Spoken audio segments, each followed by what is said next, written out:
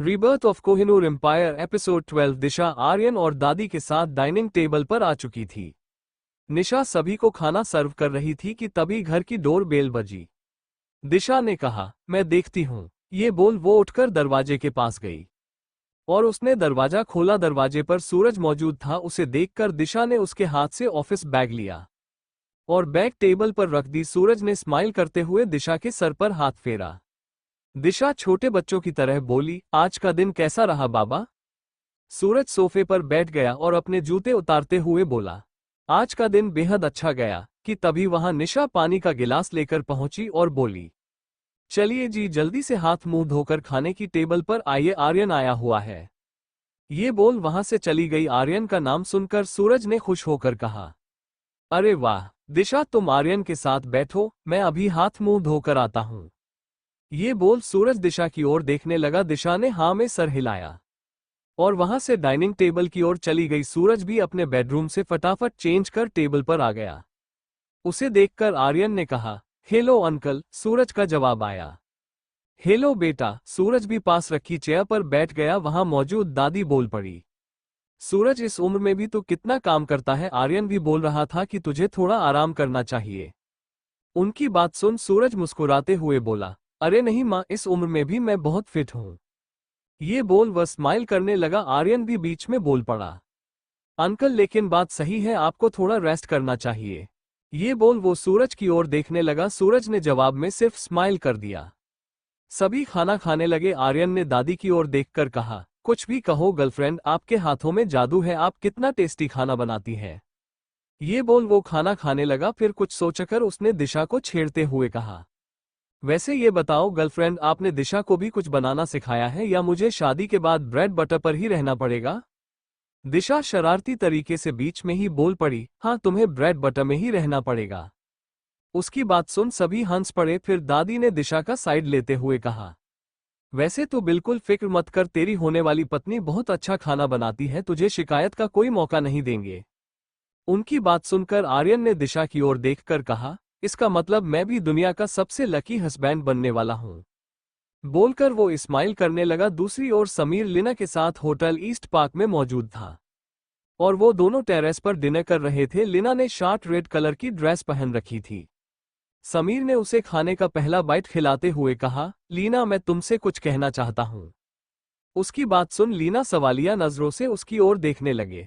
समीर उसके सामने अपने घुटनों के बल बैठ गया और अपने पॉकेट से उसने रिंग का बॉक्स निकाला और उसे ओपन कर उससे बोला, विल यू मैरी मी? अचानक समीर ने उसे शादी के लिए प्रपोज किया।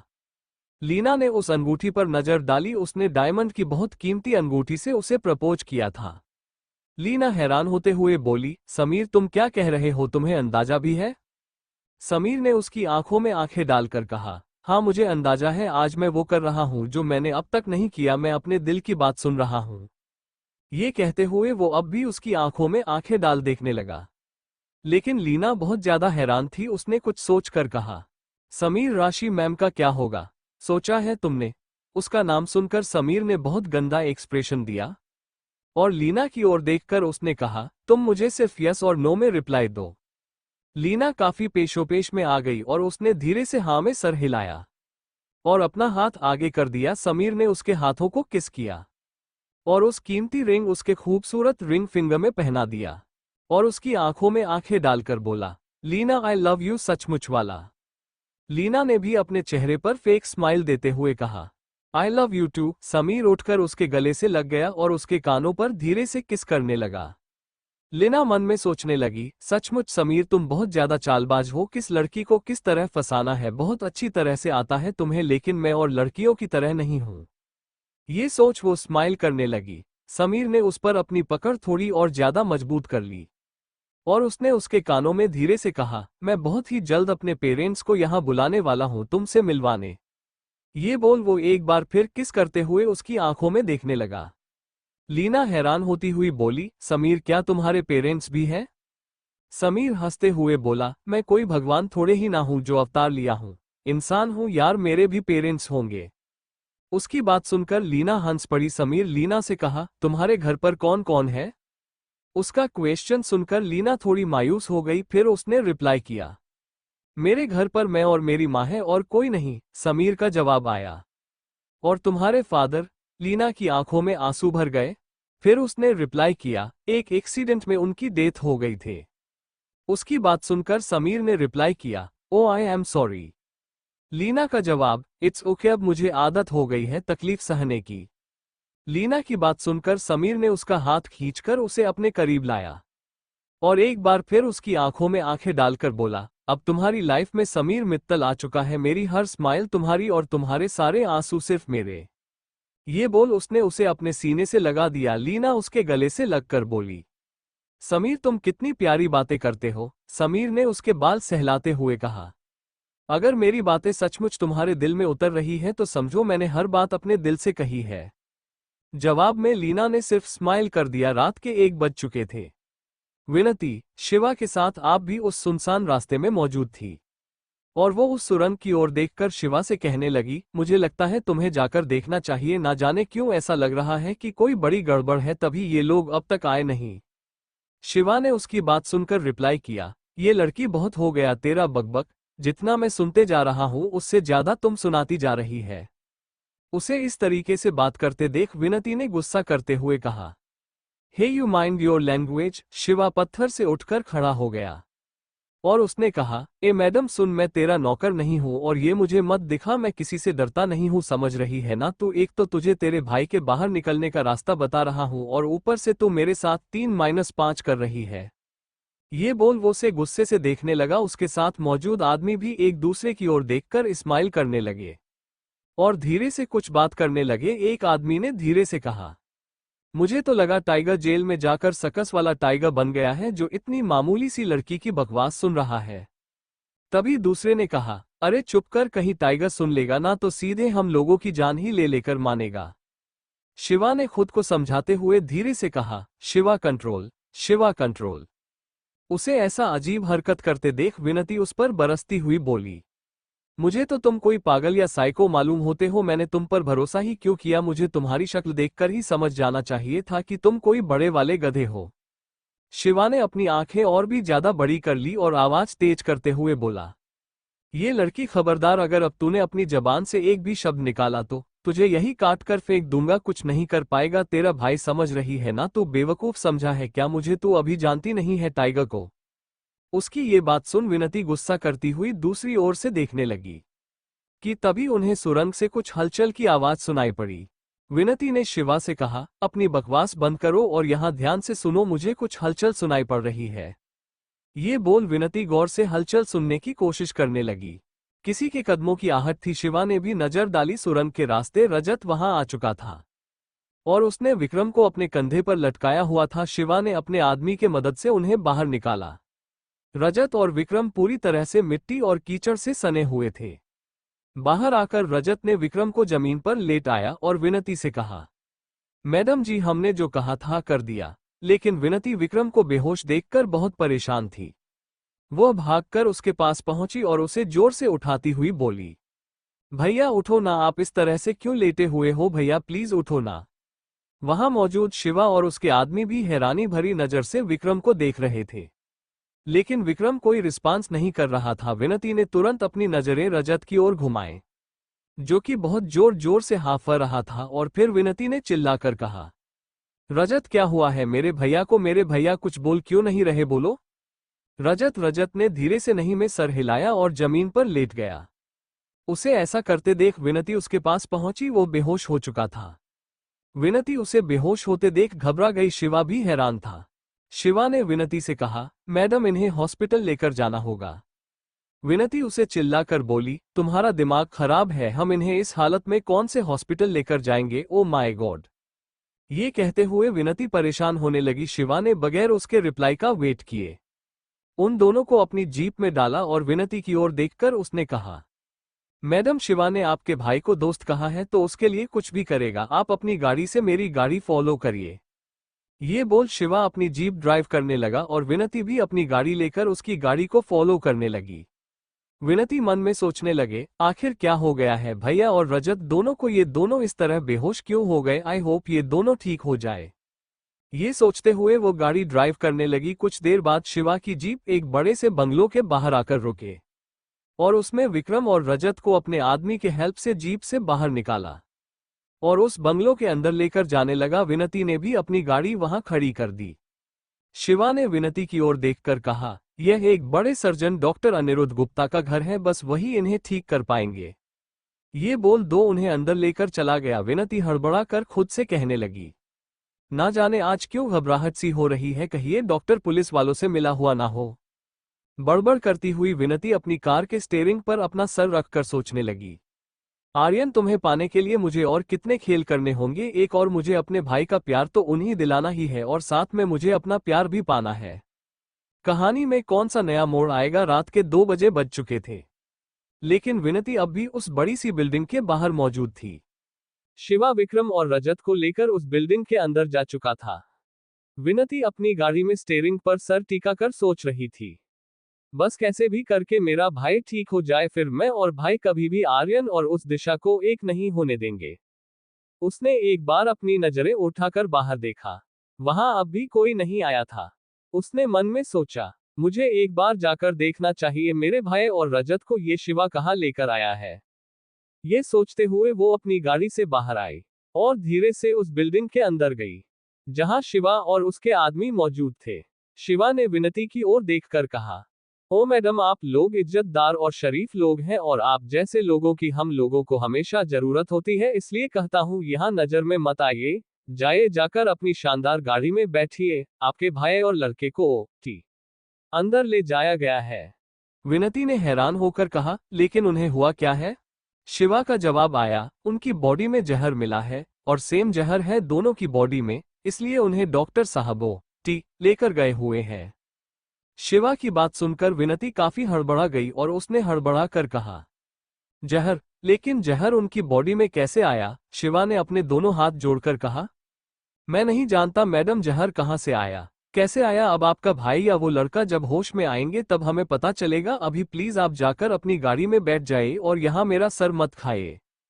उसकी आवाज में रूखापन था। उसकी बात सुनकर विनती बड़बड़ करती हुई कहने लगी, बदतमीज कहीं का, ना जाने खुद को समझता क्या है। बस एक बार मेरे भैया ठीक हो जाए, फिर ऐसे गधों की मुझे शक्ल भी नहीं देखनी पड़ेगी।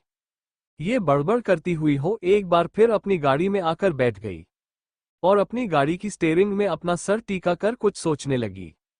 एक बार फिर उसे आर्यन का चेहरा याद आने लगा और उसे वो पल याद आने लगे जो उसमें आर्यन के साथ बिताए थे और उसने खुद से बात करते हुए कहा, ना जाने क्या कशिश है आर्यन में, कुछ ही पल में उसने मुझे अपना बना लिया, वरना विनती रायसेन का दिल जीत पाना इतना आसान नहीं है।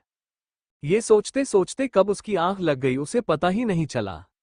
दूसरी ओर दिशा के घर पर अब भी सारे लोग जग रहे थे। आर्यन, दिशा और दादी सूरज और निशा के साथ घर के ड्राइंग रूम में मौजूद थे। दादी ने आर्यन की ओर देखकर कहा, बॉयफ्रेंड, मैंने तुम्हें यहाँ किसी मकसद से बुलाया था। उनकी बात सुनकर आर्यन ने मुस्कुराते हुए कहा, कहो ना गर्लफ्रेंड, क्या मकसद था। उन दोनों से बातचीत सुनकर एक बार फिर वहां मौजूद सारे लोग हंसने लगे। दादी ने कहा, मुझे ऐसा लगता है कि अब तुम दोनों की शादी हमें पूरी विधि और सारे नियम से करा देनी चाहिए। जो हमारे रीति रिवाज है उसे फॉलो करते हुए अब तुम दोनों की शादी कर देना चाहिए। उनकी ये बात सुन आर्यन ने अपने पास बैठे दिशा के करीब जाकर धीरे से कहा, तुम्हारी दादी ने मेरे दिल की बात कह दी। दिशा ने उसे धीरे से कहा, चुप करो, सब हमारी तरफ देख रहे हैं। दादी ने आर्यन से कहा, तो उसकी ओर देखकर क्या कह रहा है। आर्यन ने तुरंत बात बनाते हुए कहा, गर्लफ्रेंड, मैं तो बिल्कुल रेडी हूं, लेकिन आपकी दिशा ज्यादा ही भाव खा रही है, पूछ लीजिए। ये बोल वो शरारती अंदाज से दादी की ओर देखने लगा, जो कि बड़ी बड़ी आंखें का दिशा को घूर रही थी। कंडीशन समझकर दिशा ने हड़बड़ा कर कहा, नहीं बेबी डॉल, आर्यन झूठ बोल रहा है। मैंने शादी के लिए कब मना किया, मैं तो खुद जल्दी से जल्दी शादी करना चाहती हूँ, झूठे कहीं के। उसकी बात सुन वहां मौजूद सारे लोग हंस पड़े और दिशा ने हड़बड़ी में अपनी बात तो कह दी, लेकिन अपनी बात कहने के बाद वो भी एक बार शर्मा गई। सभी लोग अब भी उसकी ओर देखकर हंस रहे थे। फिर दिशा ने अपनी झेप मिटाने के लिए कहा, मुझे लगता है सभी को मेरे हाथों की कॉफी पीनी चाहिए, मैं अभी कॉफी बनाकर लाती हूँ। आर्यन का जवाब आया, मेरे लिए अदरक वाली चाय। दिशा ने शरारती अंदाज में उसकी ओर देखा। फिर सूरज ने भी कहा, बेटा हम सब भी अदरक वाली चाय ले लेंगे। ओके बाबा, ये बोल वो वहां से रसोई की ओर चली गई। उसके जाने के बाद निशा आर्यन के पास वाले सोफे पर आकर बैठ गई और उसका हाथ पकड़कर कहने लगी, बेटा तुम सचमुच हमारे लिए भगवान बनकर आए हो। ऐसा लगता है तुम्हें स्वयं गणपति बप्पा ने भेजा है हमारी जिंदगी में आए दुख तकलीफ दूर करने के लिए। ये कहते हुए उनकी आंखें एक बार फिर नम हो गई। वहां मौजूद दादी ने माहौल हल्का करते हुए कहा, निशा प्लीज इतने अच्छे मौके पर अब तो रोना गाना शुरू मत कर देना। निशा ने दादी की ओर देखकर कहा, माँ ये तो खुशी के आंसू है। फिर दादी ने बेतरकीबी से कहा, हाँ फिर ठीक है। उनकी आवाज में उनकी शरारत साफ झलक रही थी। घर का माहौल बहुत ही खुशनुमा था। निशा ने आर्यन की ओर देखकर कहा, बेटा तुम्हारे घर में कोई बड़े बुजुर्ग तो नहीं है, इसलिए मुझे लगता है मुझे तुमसे ही शादी की बात खुलकर कर लेनी चाहिए। आर्यन का जवाब आया, मेरी मासी माँ है मेरी सोना आंटी, वो मेरे लिए मेरे माँ बाप की तरह आदरणीय है। अगर आप लोग उनसे बात कर लेंगे तो बेहतर होगा। इसी दौरान दिशा चाय बनाकर ड्राइंग रूम में पहुंच गई। फिर दादी ने कहा, तो ये बता तेरी आंटी हमसे कब मुलाकात करेंगे, हम कब तेरी और दिशा की शादी की बात करने आए। सोना आंटी का नाम सुनकर वहां मौजूद दिशा के चेहरे से रंग उड़ गया और उसने सवालिया नजरों से पास बैठे आर्यन की ओर देखा। आर्यन ने उसके अनकहे सवाल समझकर कहा, आई नो दिशा मैं समझ रहा हूं तुम क्या कहना चाहती हो, लेकिन मुझे उन्होंने ही पाल पोस कर बड़ा किया है। माँ बाबा के जाने के बाद जब मैं अकेला था तब उन्होंने ही मुझे संभाला था। Please try to understand. Disha ने धीरे से हाँ में सर हिलाया और मन में सोचने लगी, सोना आंटी ने तो मुझे कभी भी पसंद नहीं किया, अब वो शादी के लिए क्या खा खा कहेंगी। दिशा सोच ही रही थी कि वहां मौजूद दादी उसकी ओर देखकर कहने लगी, क्या बात है दिशा, अभी से तो अपने सपनों की दुनिया में गुम हो गई। दिशा ने मुस्कुराते हुए जवाब दिया, नहीं बेबी डॉल ऐसी कोई बात नहीं है, लीजिए चाय लीजिए।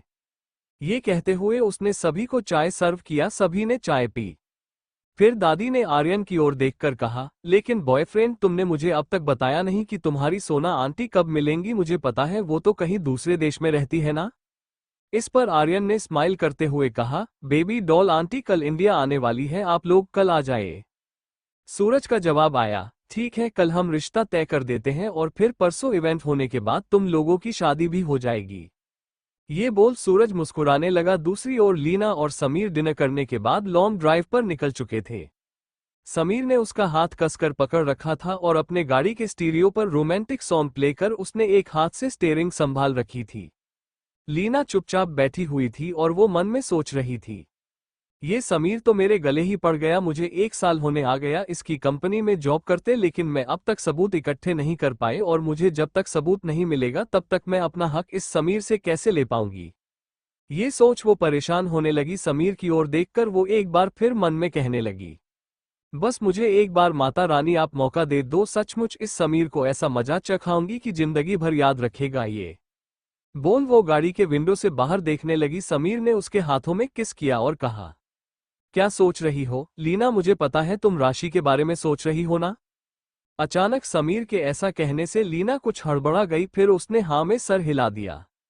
समीर ने बात बनाते हुए कहा, तुम उसकी टेंशन बिल्कुल मत लो, वो कब तुम्हारे रास्ते से हट जाएगी उसे खुद पता नहीं लगेगा। बस एक बात याद रखना, समीर मित्तल सिर्फ तुमसे प्यार करता है। हालांकि मैं अपने बारे में तुमसे अपना सच नहीं छुपाऊंगा, मेरी लाइफ में बहुत सारी लड़कियां आई और गई, लेकिन मैं कभी किसी के लिए ऐसा फील नहीं किया जैसे मैंने तुम्हारे लिए फील किया है। मैं बहुत प्यार करता हूँ लीना, तुमसे बहुत ज्यादा।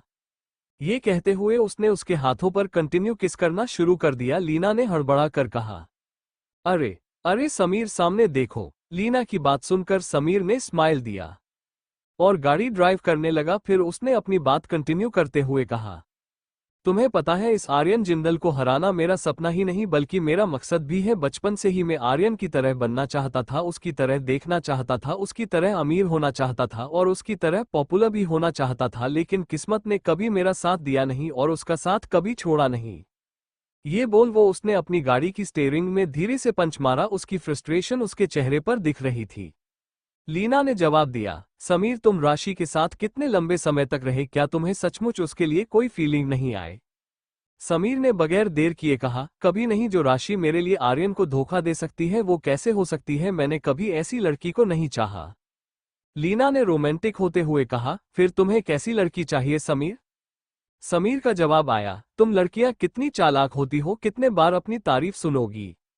उसकी बात सुन लीना स्माइल कर दी। दूसरी ओर विनती अपनी गाड़ी की स्टीयरिंग में सर टीका कर अपनी आंखें बंद कर सोई हुई थी।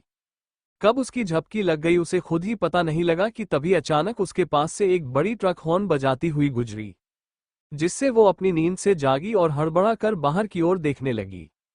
फिर उसने गहरी सांस लेते हुए खुद से कहा, ओ ये तो सपना था, काश ये हकीकत होती, मेरी रात तन्हा ना होकर मेरे आर्यन की बाहों में गुजरती। ये सोचते हुए उसने अपनी गाड़ी के अंदर रखी पानी की बोतल से पानी पिया और अपने हाथ में पहनने की घड़ी में उसने समय देखा। सुबह के 4 बजे बज रहे थे। उसने खुद से बात करते हुए कहा, 4 बजे बज चुके हैं, पता नहीं अब तक भैया और रजत को होश में आए या नहीं। कुछ सोचकर उसने अपने हैंडपस से अपना स्कार्फ निकाला और उससे अपना चेहरा कवर कर एक बार फिर गाड़ी से उतरकर बिल्डिंग के अंदर पहुंची। जहां शिवा डॉक्टर से कुछ बात कर रहे थे वहां पहुंचकर वो भी चुपचाप खड़ी हो गई। वो डॉक्टर की बात सुनने की कोशिश कर रही थी। डॉक्टर बोल रहा था, देखो मैं डॉक्टर हूं, कोई भगवान नहीं हूं, और मैंने उन दोनों को दवाइयां दे दी है और उनकी बॉडी में जहर इतना ज्यादा फैला हुआ है कि मैं उनके बारे में कुछ कह नहीं सकता। और हाँ शिवा, तुम बार बार मेरे घर पर आकर इस तरह से मुझे ब्लैकमेल नहीं कर सकते। उनकी ये बात सुन विनती मन में सोचने लगी, मतलब भैया अब तक होश में नहीं आए हैं, क्या हुआ है मेरे भाई को? क्या लगता है दोस्तों कहानी में आगे कौन सा नया मोड़ आने वाला है? विनती अब भी डॉक्टर की बात सुन रही थी। डॉक्टर की बात सुनकर विनती सोचने लगी, लेकिन भैया की बॉडी में जहर कैसे आया? फिर उसने डॉक्टर की ओर देखकर कहा, डॉक्टर साहब उनकी बॉडी में कैसा पॉइजन डिटेक्ट हुआ है? विनती ने अपने चेहरे को स्कार्फ से कवर कर रखा था। डॉक्टर का जवाब आया, उन दोनों की बॉडी में सांप का जहर मिला है। फिर उसने शिवा की ओर देखकर कहा, देखो शिवा, मैंने तुम्हारे कहने से कैदियों का इलाज कर दिया है, अब इन दोनों को तुम यहां से लेकर जाओ। शिवा उस पर बरसते हुए बोला, ऐसे कैसे ले जाएंगे डॉक्टर, पहले उन्हें होश में तो आने दीजिए। डॉक्टर परेशान होते हुए बोला, देखो तुम्हारी वजह से मेरा नाम भी खराब हो सकता है, इसलिए यहां से निकल जाओ, और वैसे भी पुलिस हमेशा ही तुम्हारी तलाश में होती है। शिवा ने कुछ सोचा और कहा, ठीक है डॉक्टर, मैं इन दोनों को लेकर यहां से जा रहा हूं, लेकिन अगर कुछ जरूरत पड़ी तो? डॉक्टर ने अपने दोनों हाथ जोड़कर कहा, तुम कब यहां मेरी परमिशन लेकर आते हो फिर से आ जाना। उसकी आवाज में तो उसका गुस्सा और फ्रस्ट्रेशन साफ झलक रही थी। शिवा और उसके आदमियों ने रजत और विक्रम को उठाकर जीप में डाला और हॉस्पिटल से बाहर ले गया। विनती ने शिवा के पास आकर कहा, इन दोनों को हवेली ले चलो, मुझे फॉलो करो। ये बोलकर वो अपनी कार में बैठ गई और अपनी कार ड्राइव करने लगी। शिवा भी अपनी जीप लेकर उसके पीछे आने लगा। दूसरी ओर दिशा के घर पर सारे लोग घर के ड्राइंग रूम में मौजूद थे। दादी ने जम्हाई लेते हुए कहा, बच्चों तुम लोग बैठकर बातें करो, अब मुझे नींद आ रही है, मुझे कुछ देर आराम करना है। ये बोल वो अपने बेडरूम में चली गई। फिर सूरज ने भी आर्यन से कहा, बेटा रात बहुत हो गई है, अब तुम भी यहीं रुक जाओ, ये भी तो तुम्हारा ही घर है। आर्यन ने जवाब में स्माइल कर दिया। फिर सूरज ने आर्यन की ओर देखकर कहा, बेटा तुम भी आराम कर लो। आर्यन ने हाँ में सर हिलाया और गेस्ट रूम की ओर चला गया। उसके जाने के बाद सूरज ने दिशा से कहा, बेटा तुम भी रेस्ट करो, मैं भी सोने जा रहा हूं। ये बोल वह अपने बेडरूम में चला गया। निशा अब भी लिविंग रूम में दिशा के साथ मौजूद थे। उसने परेशान होते हुए दिशा से कहा, बेटा ये सोना आंटी कैसी है, ठीक तो है ना, तुझे पसंद तो करती है ना? अपनी माँ की बात सुनकर दिशा स्माइल करती हुई बोली, हाँ माँ वो बहुत अच्छे हैं, और आप बिल्कुल परेशान मत होइए, और आप भी जाकर आराम कीजिए। निशा ने हाँ में सर हिलाया और अपने बेडरूम की ओर चली गई। उसके जाने के बाद दिशा गेस्ट रूम की ओर चली गई, जहां आर्यन बालकनी में खड़े होकर चांद को देख रहा था। दिशा ने जाकर उसे पीछे से कसकर पकड़ लिया। आर्यन ने बगैर पीछे पलटी ही है और कहा, कितना लेट कर दिया आने में, कब से तुम्हारा वेट कर रहा हूं। दिशा ने उसका एक हाथ उठाया और अपनी गर्दन पर रखकर उससे सटकर खड़ी हो गई और उसके साथ वह भी चांद देखने लगी। आर्यन ने कहा, कितना रोमांटिक माहौल है ना, तुम में और हमारी तन्हाई के साथ यह चांद की खूबसूरती। दिशा का जवाब आया, आर्यन तुम्हारी सोना आंटी मुझे बिल्कुल भी पसंद नहीं करती, और यह बात तुम भी अच्छी तरह से जानते हो। आई होप तो माँ बाबा के सामने अच्छी तरह पेश आए। उसके बाद तुम आर्यन ने उसके होठों पर अपना हाथ रख दिया और उसके कानों पर किस करके बोला, मैं तुमसे प्यार करता हूँ, बहुत प्यार करता हूँ, तुम्हें किसी चीज के लिए परेशान होने की जरूरत नहीं है। ये कहते हुए उसने उसे अपनी आगोश में ले लिया और एक बार फिर वो दोनों एक दूसरे के अनकहे लफ्ज से एक दूसरे के करीब आकर समझने लगे। अगली सुबह राशि के घर पर राशि ऑफिस के लिए रेडी हो रही थी कि तभी अंजलि ने उसे आवाज देकर कहा, राशि जल्दी आओ, हमारा नाश्ता टेबल पर लग चुका है। राशि का जवाब आया, हाँ बस आ रही हूँ। ये बोल जो डाइनिंग टेबल पर पहुंचे, जहां अंजलि पहले से उसका वेट कर रही थी। शांति ने नाश्ता टेबल पर लगा दिया था। राशि अपने चेयर पर बैठे और अंजलि की ओर देखकर उसने कहा, गुड मॉर्निंग अंजलि। अंजलि ने अपने कानों में महंगी डायमंड इयररिंग पहन रखी थी। उसने उसे शो ऑफ करते हुए कहा, गुड मॉर्निंग राशि। राशि की नज़र उसकी डायमंड इयररिंग पर पड़ी और राशि ने हैरान होते हुए कहा, ओ माय गॉड अंजलि, कितना खूबसूरत ईयर रिंग पहना है तुमने, कब खरीदा? अंजलि ने इतरा कर रिप्लाई किया, बस मेरे बॉयफ्रेंड ने मुझे प्रेजेंट किया। उसकी बात सुनकर राशि खुश होकर बोली, यार तूने अब तक मुझे अपने बॉयफ्रेंड से नहीं मिल पाया, this is not fair. Anjali का जवाब आया, एक्चुअली वो इंडिया में नहीं है, अभी कुछ दिन में वो इंडिया आएगा, फिर तो तुझे मिलना ही मिलना है।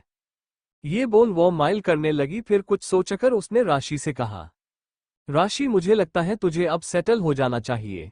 राशि ने कहा, हाँ अंजलि, समीर भी यही चाहता है, बस वो अपने पेरेंट्स को मुझसे मिलवाने के लिए बुलाने वाला है, फिर तो हमारी शादी पक्की। अंजलि मन में सोचने लगी, वो दिन कभी नहीं आने वाला।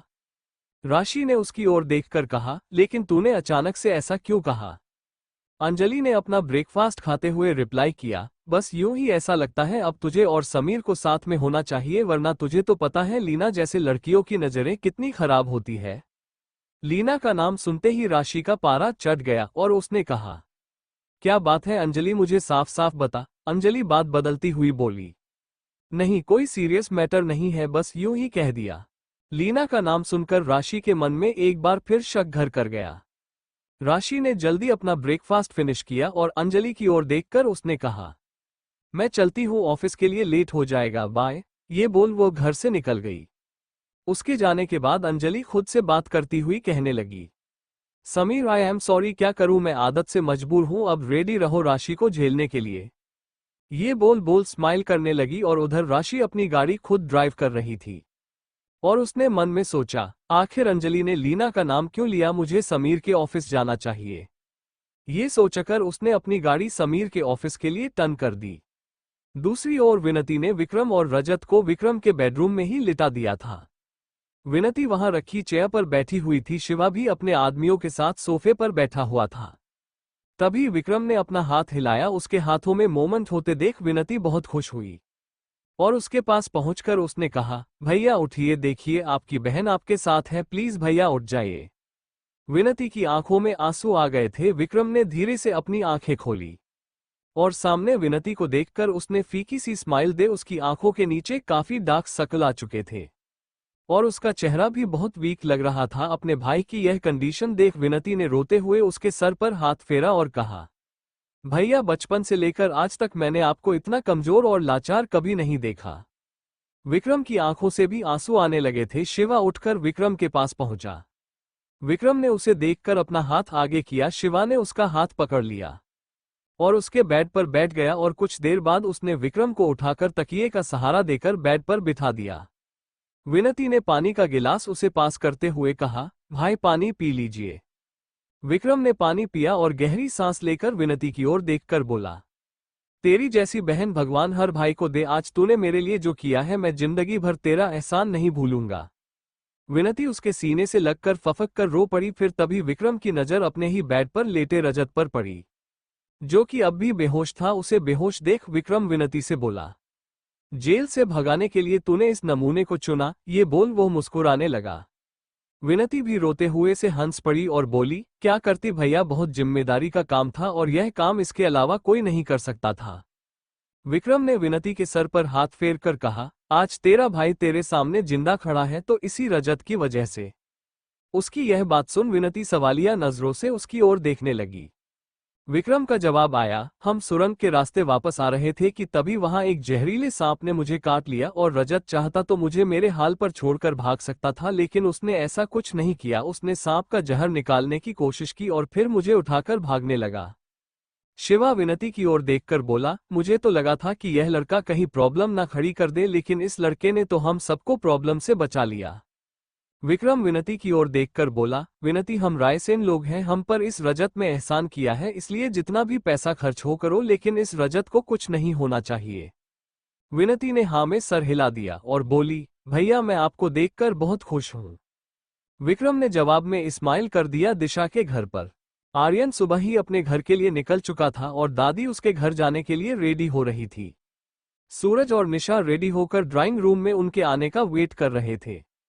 सूरज ने निशा की ओर देखकर कहा, निशा, माँ को देखो अब तक आए क्यों नहीं, उन्हें बता दो आज हम रिश्ता लेकर जा रहे हैं, आज शादी नहीं है। निशा ने स्माइल करते हुए कहा, सुबह से माँ ने कितने सारे कपड़े बदल कर फेंक चुके हैं, आज उन्हें उनके कोई भी कपड़े पसंद नहीं आ रहे। ये बोल दो स्माइल करने लगे कि तभी वहां दिशा कॉफी का मग लेकर पहुंची और सोफे पर बैठ गई। सूरज दिशा की ओर देखकर बोला, देखकर आ, अपने बेबी डॉल को कितना टाइम लगा दिया, उन्होंने हमें आर्यन के घर जाना है। दिशा मुस्कुरा कर बोली, देखती हूँ बाबा। ये बोल वो अपनी दादी के बेडरूम में पहुंची।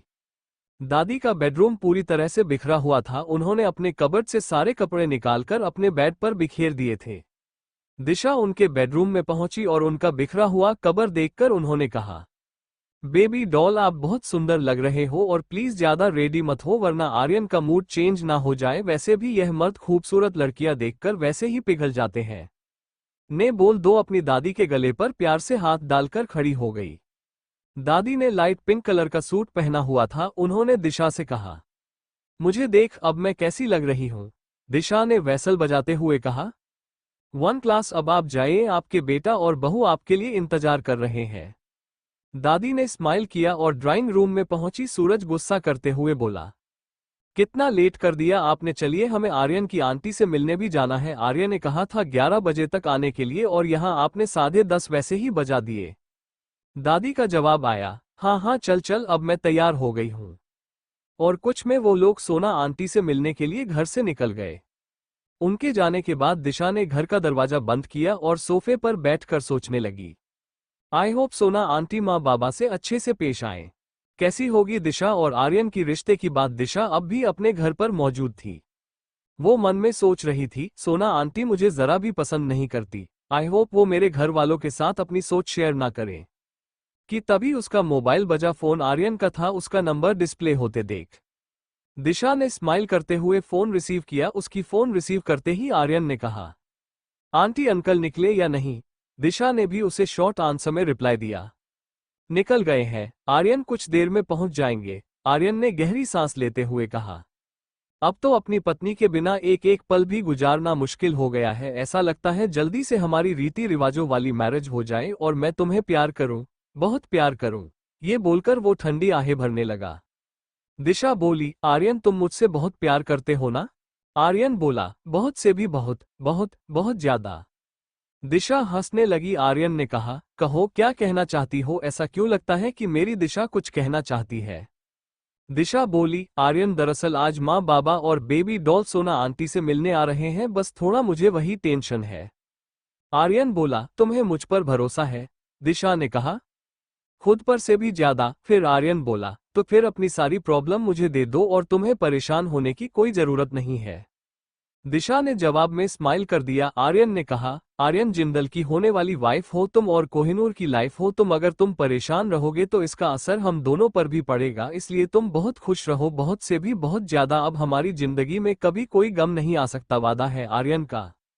दिशा गहरी सांस लेती हुई बोली, तुम इतनी प्यारी प्यारी बातें कैसे करने लगे हो। ये कहती हुई दिशा अपने ड्राइंग रूम में रखे सोफे पर लेट गई और अपने मोबाइल की स्क्रीन पर जोर से किस करने लगी और बोली, आई लव यू। आर्यन ने कहा, अगर मुझे पता होता तो मैं ये किस फोन पर नहीं सामने आकर लेता। दिशा जोर से हंस पड़ी और बोली, बाय आर्यन मैं फोन रखती हूँ, मुझे ऑफिस के लिए भी निकलना है। ये बोल उसने फोन कट कर दिया। दूसरी ओर विक्रम अब भी अपने बेड पर रखिए के सहारे टिक कर बैठा हुआ था और उसके साथ विनती भी मौजूद थी। शिवा भी अब तक वहां मौजूद था। उसने अपने आदमियों को वहां से भेज दिया था, लेकिन रजत अब तक बेहोश था। शिवा ने विक्रम से कहा, देखो दोस्त, तुम्हें दोस्त कहा है मैंने, जब तक तुम अपनी मंजिल पा ना जाओ तब तक मैं साथ नहीं छोड़ूंगा। विक्रम ने कहा, एक बार फिर से सोच लो, क्योंकि मेरे ख्वाब कुछ ज्यादा बड़े हैं और मंजिल तो बहुत दूर है। शिवा ने मुस्कुराते हुए कहा, कह दिया ना दोस्त, कहा है वक्त आने पर जान भी दे दूंगा, यकीन रखो। ये कहते हुए उसने उसके कंधे पर हाथ रखा और वहां से चला गया। उसके जाने के बाद विनती ने विक्रम से कहा, भाई ना जाने क्यों मुझे ये आदमी बिल्कुल भी अच्छा नहीं लगता। विक्रम अपने बेड से उठकर खड़ा हो गया। विनती ने उसे सहारा देने की कोशिश की, लेकिन उसने इशारे से मना कर दिया और फिर अपने बेडरूम की खिड़की के मुंडेर पर बैठ गया और बाहर देखने लगा, जहां से उसे शिवा जाता हुआ दिख रहा था। उसने विनती से कहा, सच कहूं वीनू, ये बहुत काम का आदमी है और अभी मुझे मेरे मकसद को अंजाम देने के लिए इसकी जरूरत पड़ेगी। विनती ने गहरी सांस ली और कोई जवाब नहीं दिया कि तभी उसकी नजर रजत पर पड़ी। उसने कपकपाते होठों से कहा, पानी। विनती ने टेबल पर रखा पानी का गिलास उठाया और उसे सहारा देकर पानी पिलाने लगी। विक्रम भी उसके पास पहुंच चुका था और वो भी विनती की हेल्प कर रहा था। रजत ने पानी पिया और फिर से लेट गया। विनती ने उसे जगाने की कोशिश की और कहा, उठो रजत, अब तुम कैसा महसूस कर रहे हो? रजत ने आंखों से अपने ठीक होने का इशारा किया और उसने अपनी आंखें बंद कर ली। विक्रम ने उसे जगाने की कोशिश करते हुए कहा, उठो रजत, आप तुम कैसा महसूस कर रहे हो? लेकिन वो फिर से बेहोश हो चुका था। उसे देखकर विनती ने विक्रम की ओर देखकर कहा, भाई अगर इसे कुछ हो गया तो हम लोगों को क्या जवाब देंगे? और वैसे भी हमारी कंपनी में तो ये हीरो है और कुछ लोगों का मसीहा भी। विक्रम का जवाब आया, तुम इसकी टेंशन छोड़ो और ये बताओ दिशा और आर्यन के क्या हाल चाल है? जिस मकसद से मैं बाहर निकला हूं उसे तो पूरा करना ही होगा ना। उनकी बातचीत चल ही रही थी कि तभी वहां शीला पहुंची और उसने कमरे का दरवाजा नॉक किया। उसे या घर के किसी भी नौकर को विक्रम के वहां होने की खबर नहीं थी। विनती ने विक्रम और रजत को सभी से छुपाकर विक्रम के कमरे में लॉक कर दिया था। विनती ने विक्रम की ओर देखा और उसने हाँ मैं इशारा किया। विनती ने धीरे से कमरे का दरवाजा ओपन किया और कहा, क्या बात है मासी? शीला ने विनती की ओर देखकर कहा, मैडम कुछ पुलिस वाले आए हुए हैं और वो आपसे मिलना चाहते हैं। पुलिस का नाम सुनकर विनती कुछ घबरा गई। फिर उसने कहा, मासी आप उन्हें बैठने के लिए कहिए, मैं अभी आए। ये बोल उसने दरवाजा बंद कर दिया और घबराकर विक्रम की ओर देखने लगे। विक्रम ने उसे समझाते हुए कहा, देखो विनती, घबराओ मत और नॉर्मल बिहेव करना, कुछ नहीं होगा। विनती ने हाँ में सर हिला दिया और बेडरूम के बाहर चली गई। दूसरी ओर राशि समीर के ऑफिस पहुंच चुके थे, लेकिन समीर अब तक ऑफिस नहीं आया था। वो उसके कैबिनेट बैठकर उसका इंतजार कर रही थी कि तभी उसकी नजर उसके चेयर के पास फर्श पर गिरी ईयर रिंग पर पड़ी। उस ईयररिंग को देखकर वो कुछ सोचने लगी और उठकर उसने उस ईयररिंग को उठा लिया और अपने हाथों में लेकर गौर से देखने लगे कि तभी वहां लीना बगैर डोर लॉक किए अंदर आ गई और राशि को सामने देख वो कुछ हड़बड़ आ ही गई। राशि को देखकर उसने कहा, आई एम सॉरी मैडम, दरअसल मुझे समीर सर से कुछ काम था। ये वोल्वो केबिन से बाहर जा ही रही थी कि तभी राशि ने उसे आवाज देकर रोका और कहा, रुक जाओ राशि, थोड़ी बातें हम भी कर सकते हैं। लीना हड़बड़ा गई और चुपचाप ही खड़ी हो गई।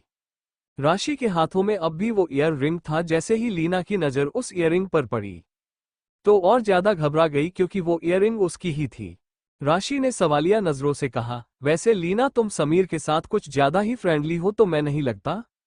लीना ने हिचकते हुए कहा, नहीं मैडम, दरअसल वो आगे कुछ और बोल पाती कि राशि ने उस ईयररिंग को उसे दिखाते हुए कहा, ये तुम्हारी ईयररिंग है ना? मुझे समीर की चेयर के पास से मिली।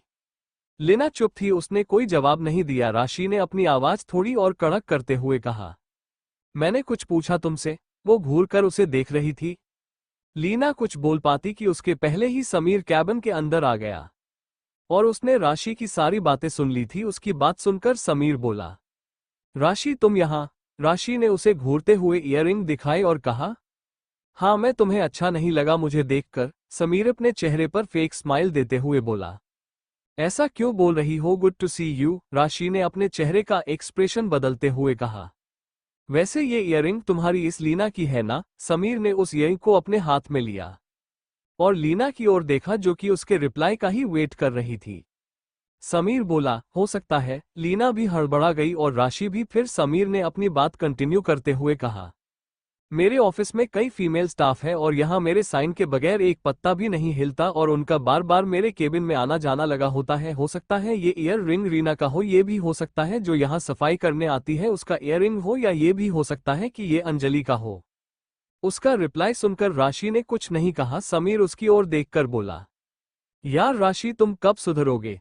राशि ने कुछ कहने के पहले वहां मौजूद लीना से कहा, तुम्हें ऐसा नहीं लगता कि हमारी कुछ पर्सनल बातें चल रही है और तुम्हें यहां से चले जाना चाहिए?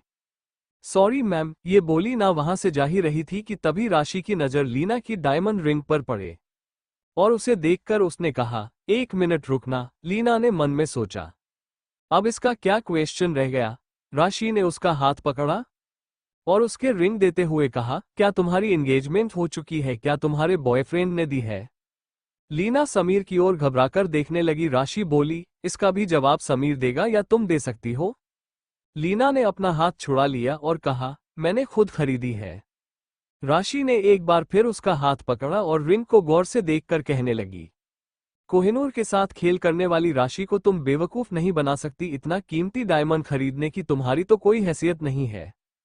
लीना चुपचाप उसकी बातें सुन रही थी। समीर ने तुरंत उसे कहा, राशि तुम्हें कोई हक नहीं है ऑफिस के एम्प्लॉय की पर्सनल बातें तक जाने का। लीना ने कुछ नहीं कहा। राशि ने उसे घूरते हुए कहा, नाउ यू मे लीव। दूसरी ओर सूरज निशा और दादी के साथ आर्यन के घर पहुंच चुका था। गेट पर आते ही सिक्योरिटी गार्ड ने उन्हें अपने साथ घर के अंदर लेकर आया और घर के अंदर पहले से ही कई सर्वेंट्स मौजूद थे और सभी ने अपनी यूनिफॉर्म पहन रखी थी। उनमें से एक सर्वेंट ने आकर उनसे कहा, प्लीज आप अंदर आ जाइए और यहां बैठ जाइए। ये कहते हुए उसने आलीशान लिविंग रूम के आलीशान सोफे पर इशारा किया। सूरज ने हाँ में सर हिलाया और निशा और दादी को लेकर सोफे पर बैठ गया। सूरज में सर्वेंट की ओर देखकर कहा, हमें सोना जी से मिलना था। उसका जवाब आया, जी मैडम आते ही होंगे। वो जब भी इंडिया में होती हैं तो बप्पा के मंदिर जरूर जाती है। आज उन्हें आने में कुछ लेट हो गया। आप लोग बैठे, वो आते ही होंगे। दादी ने कहा, आर्यन कहाँ है? उसका जवाब आया, जी मैं अभी सर को बुला कर लाता हूँ। ये बोल वहां से चला गया। उसके जाने के बाद दादी और निशा ने घर का इंटीरियर देखा और सूरज से निशा बोली, आर्यन का ये घर है या उसकी सल्तनत? उसकी बात सुनकर दादी और सूरज दोनों हंस पड़े। सूरज ने कहा, कोहिनूर कंपनी का मालिक है तो कोई साधारण तो होगा नहीं।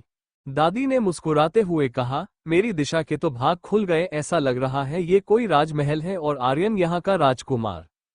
उनकी बातचीत चल ही रही थी कि आर्यन वहां पहुंच गया। उसने सभी के पैर छुए और दादी के पास वाले सोफे पर बैठ गया। दादी ने खुश होकर कहा, आर्यन इस घर को देखकर ऐसा लगता है कि ये घर नहीं के महल हो। आर्यन मुस्कुराने लगा और बोला, और दिशा इस वीरान पड़े महल को अपनी खुशियों से भर देगी। उसकी बात सुन सूरज और निशा एक दूसरे की ओर देख स्माइल करने लगे। तभी एक सर्वेंट वहां पहुंचा और उसने सभी को पानी का गिलास सर्व किया। उनकी बातचीत चल ही रही थी कि तभी वहां सोना आ पहुंचे। सोना को देखकर सूरज और निशा उठकर खड़े हो गए। दादी भी खड़ी हो रही थी कि सोना ने उन्हें बैठने का ही इशारा किया। सोना को देखते ही सूरज हाथ जोड़कर बोला, जी नमस्कार, मैं सूरज साहनी, दिशा का फादर। दिशा का नाम सुनते ही एक बार फिर सोना का पारा चढ़ गया, लेकिन उसने खुद को संभालते हुए कहा, जी नमस्कार, आप खड़े क्यों हैं? प्लीज बैठिए ना। सभी बैठ गए। फिर सूरज ने सोना की ओर देखकर कहा, बच्चे एक दूसरे को पसंद करते हैं और मुझे लगता है। वो अपनी बात पूरी नहीं कर पाया कि उसके पहले ही सोना बोल पड़ी, आपको उनकी शादी कर देनी चाहिए, राइट? उसकी आवाज में उसका घमंड और उसका एटीट्यूड साफ झलक रहा था। उसका एटीट्यूड देखकर दादी और निशा कुछ हैरान हो गए और एक दूसरे की ओर देखने लगे। कैसी होगी दिशा की रिश्ते की बात? सूरज दादी और निशा के साथ आर्यन के घर पर ही मौजूद था। वहां सोना के साथ आर्यन भी सोफे पर बैठा हुआ था। सोना की बात सुनकर सूरज थोड़ा हैरान होकर उसे देखने लगा। बीच में आर्यन ने बात संभालते हुए कहा, दरअसल आंटी भी यही चाहती है कि जल्द से जल्द हमारी शादी हो जाए। मैंने ठीक कहा ना आंटी? ये बोल वो सोना की ओर देखने लगा तो उन्होंने कोई रिएक्शन नहीं दिया। आए फिर सोना ने अपनी बात कंटिन्यू करते हुए कहा, मैंने आर्यन की कभी कोई बात नहीं टाली है क्योंकि कभी उसने ऐसा कोई डिसीजन लिया ही नहीं, और अगर मेरे आर्यन की खुशी दिशा के साथ है तो मुझे उसमें कोई एतराज नहीं है। आए उसके चेहरे पर कोई भाव नहीं थे। कुछ सोचकर निशा ने सोना से कहा, मैंने अपने गुरुजी से पूछकर शादी की डेट निकलवाई है। इस महीने की आखिरी डेट अच्छी है। सोना बोली, ठीक है, अगर आपने निकलवा ली है तो हमें भी कोई एतराज नहीं है। इसी दौरान घर के नौकर नाश्ते की ट्रे लेकर वहां पहुंचे। आर्यन ने खुद उठकर सभी को नाश्ता सर्व किया और सोना चुपचाप बैठी हुई थी। आए उसने और कोई बात नहीं की। निशा ने ही खुद से बात कंटिन्यू करते हुए कहा, जी आप कभी समय निकालकर आइए हमारे घर पर। सोना ने एटीट्यूड में रिप्लाई दिया, मैं ज्यादा किसी के घर आना जाना नहीं करती, आई एम सॉरी। उनकी बात सुन सभी को बड़ा अजीब लगा। एक बार फिर आर्यन ने बात संभालते हुए कहा, जी हाँ आंटी आना जाना नहीं करती। सभी ने जवाब में स्माइल कर दिया कि तभी सोना का मोबाइल बजा और वहां मौजूद सभी की और उसने देखकर कहा, एक्सक्यूज मी थोड़ा इंपॉर्टेंट कॉल है, आई बोल वहां से चली गई।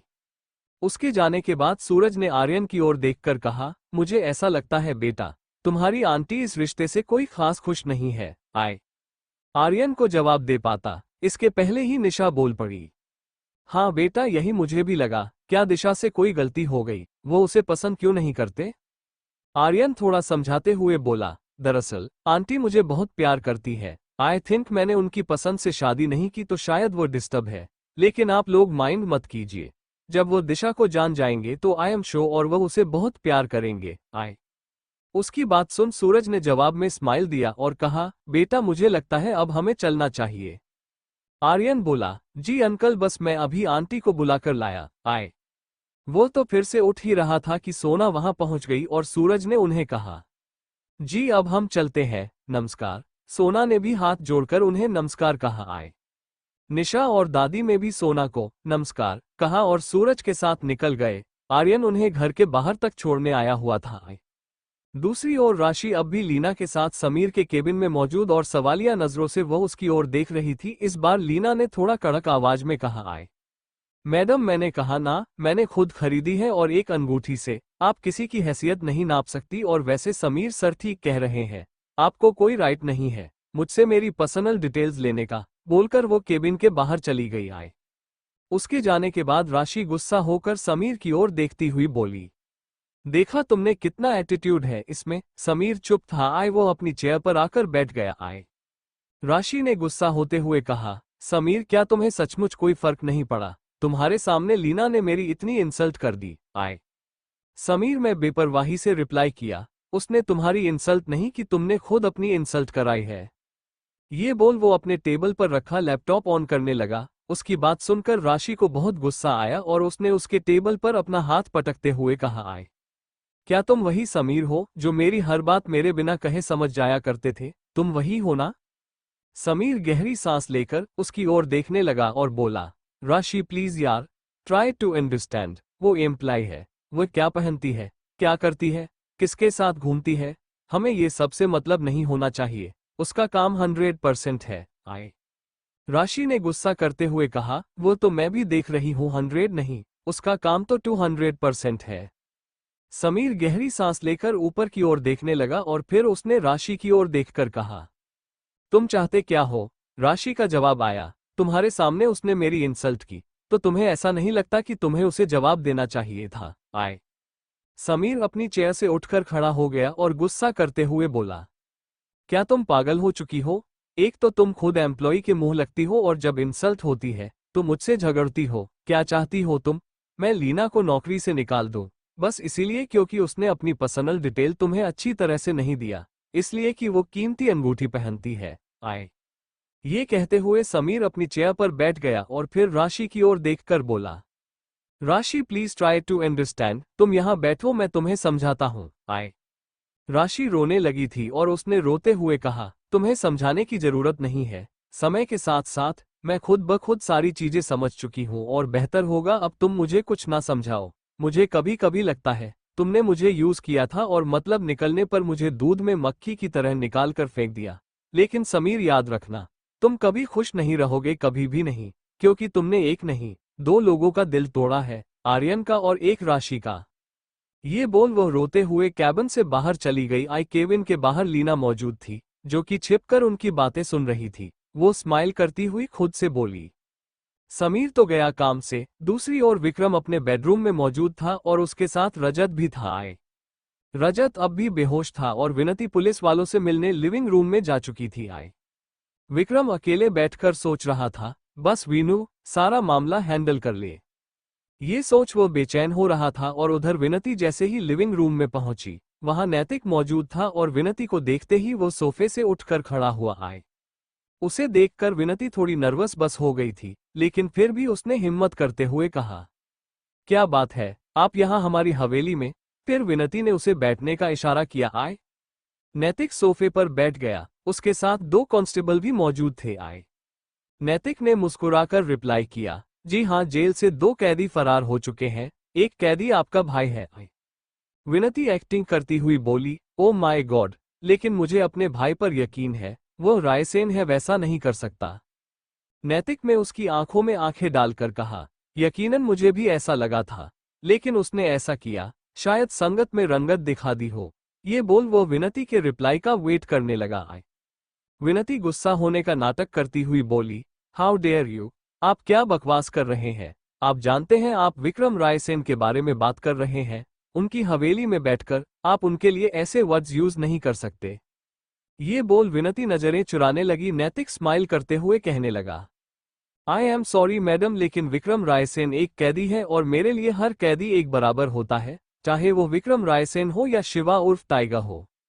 विनती ने उसकी ओर देखकर कहा, क्या मैं आपके यहाँ आने का कारण जान सकती हूँ? फिर उसने खुद ही अपने सवाल का जवाब देते हुए कहा, कहीं ऐसा तो नहीं आपको ऐसा लग रहा है कि विक्रम रायसेन हवेली आए हो? नैतिक हंसने लगा और बोला, मैडम वो कैदी दी है, कहीं भी जा सकता है, बस मैं तो आपको जानकारी देने आया था कि विक्रम लाइसेंस फरार है और मैं नैतिक चतुर्वेदी हूँ। मैं सीधे एनकाउंटर करता हूँ और फाइल मेरे कांस्टेबल बना देते हैं।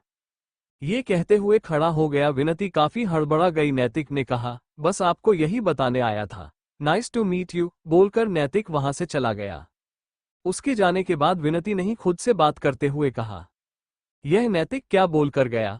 इसके बारे में मैंने बहुत सुना था, सरफिरा है ये पूरी तरह से, और यह जो बोलता है वो जरूर करता है। वो सोच ही रही थी कि तभी नैतिक अपने कांस्टेबल के साथ वहां फिर से पहुंच गया। उसे देखकर विनती सवालिया नजरों से उसकी ओर देखने लगी। नैतिक ने स्माइल करते हुए कहा, सॉरी मैडम, मैं अपनी गन ले जाना भूल गया था। ये कहते हुए उसने टेबल पर रखी गन उठाई। उस गन को देखकर विनती में फौरन कहा, लेकिन ये तो आपकी ड्यूटी गन नहीं है। उसके इतना कहते ही नैतिक मुस्कुराकर बोला, जी हाँ, जब मैं किसी फरार कैदी को ढूंढने निकलता हूँ तो मैं अपनी पर्सनल लेकर निकलता हूँ। इसका लाइसेंस भी नहीं है, इसी गन से एनकाउंटर होता है। ओके, चलता हूँ, बोलकर वो वहां से चला गया। आए। दूसरी ओर दिशा ऑफिस पहुंच चुकी थी और अपने केबिन में बैठकर वो आर्यन के कॉल का वेट कर रहे थे। उसे इंतजार था आज आर्यन के घर में क्या हुआ ये जानने का। आज उसका मन किसी भी काम में नहीं लग रहा था कि तभी उसका मोबाइल बजा। फोन निशा का था। निशा का फोन देखकर दिशा ने खुद से बात करते हुए कहा, माँ का फोन, लगता है ये लोग आर्यन के घर से आ चुके हैं। ये कहते हुए उसे तुरंत फोन रिसीव किया। दूसरी ओर से निशा ने कहा, बेटा तू बिजी तो नहीं है? दिशा तुरंत बोली, नहीं माँ, कहो क्या हुआ? आर्यन के घर में सोना आंटी ने मेरे बारे में क्या कहा? आपसे वो ठीक तो थी ना? निशा हंसती हुई बोली, हाँ बेटा, वो बिल्कुल ठीक थी। उनकी यह बात सुन दिशा में गहरी सांस ली। निशा ने अपनी बात कंटिन्यू करते हुए कहा, लेकिन ना जाने क्यों बेटा, मुझे ऐसा लगा तुझे कोई खास पसंद नहीं करती। दिशा चुप होकर उनकी बात सुन रही थी। उन्होंने अपनी बात कंटिन्यू करते हुए कहा, बेटा ऐसी क्या बात है जो वो तुझे पसंद नहीं करती? दिशा का जवाब आया, माँ, उन्होंने आपके साथ कोई खराब बर्ताव किया क्या, या कुछ उल्टा सीधा कहा? ये बोल वो अपनी माँ के जवाब वेट करने लगे। उसकी माँ ने कहा, नहीं बेटा, उन्होंने कुछ भी गलत बात नहीं की, बल्कि वो तो अच्छी तरह से पेश आए। दिशा में घबराकर कहा, माँ, लेकिन उन्होंने ऐसा क्या कहा कि आपको समझ आ गया कि वो मुझे नापसंद करती है? निशा ने कुछ सोचते हुए टॉपिक बदल दिया और कहा, अच्छा वो सब कुछ छोड़, लेकिन तेरा आर्यन तुझसे बेइंतहा प्यार करता है और वो सारी चीजें संभाल लेगा, तू घबरा मत। दिशा चुप थी, फिर उसने अपनी बात कंटिन्यू करते हुए कहा, तेरी और आर्यन की शादी पक्की हो गई है, इस महीने की आखिरी तारीख। दिशा ने स्माइल कर दिया और कहा, माँ मैं आपको बाद में कॉल करती हूँ, थोड़ी बिजी हूँ। ये बोल उसने फोन कट कर दिया और अकेले बैठकर मुस्कुराने लगी और अपनी आने वाली खूबसूरत जिंदगी के सपने सजाने लगी। दिशा अपने केबिन में मौजूद थी कि तभी वहां आर्यन पहुंचा और उसके ख्यालों में खोई दिशा को देखकर कहा, मेरे बारे में सोच रही हो? उसकी आवाज सुनकर दिशा अपने ख्यालों से बाहर आई और उसमें सामने आर्यन को देखकर कहा, कांग्रेचुलेशन मिस्टर आर्यन जिंदल। आर्यन बोला, ओहो, होने वाली धर्मपत्नी जी के चेहरे पर खुशियां तो बहुत नजर आ रही है। उनकी बातचीत चल ही रही थी कि इसी दौरान किसी ने उनके कैबिन का डोर नॉक किया। दिशा ने कहा, यस कम इन। पूजा केबिन के अंदर आई और उसने आर्यन और दिशा को देखकर कहा, good morning sir. Good morning ma'am. उन दोनों ने भी उसे रिप्लाई दिया।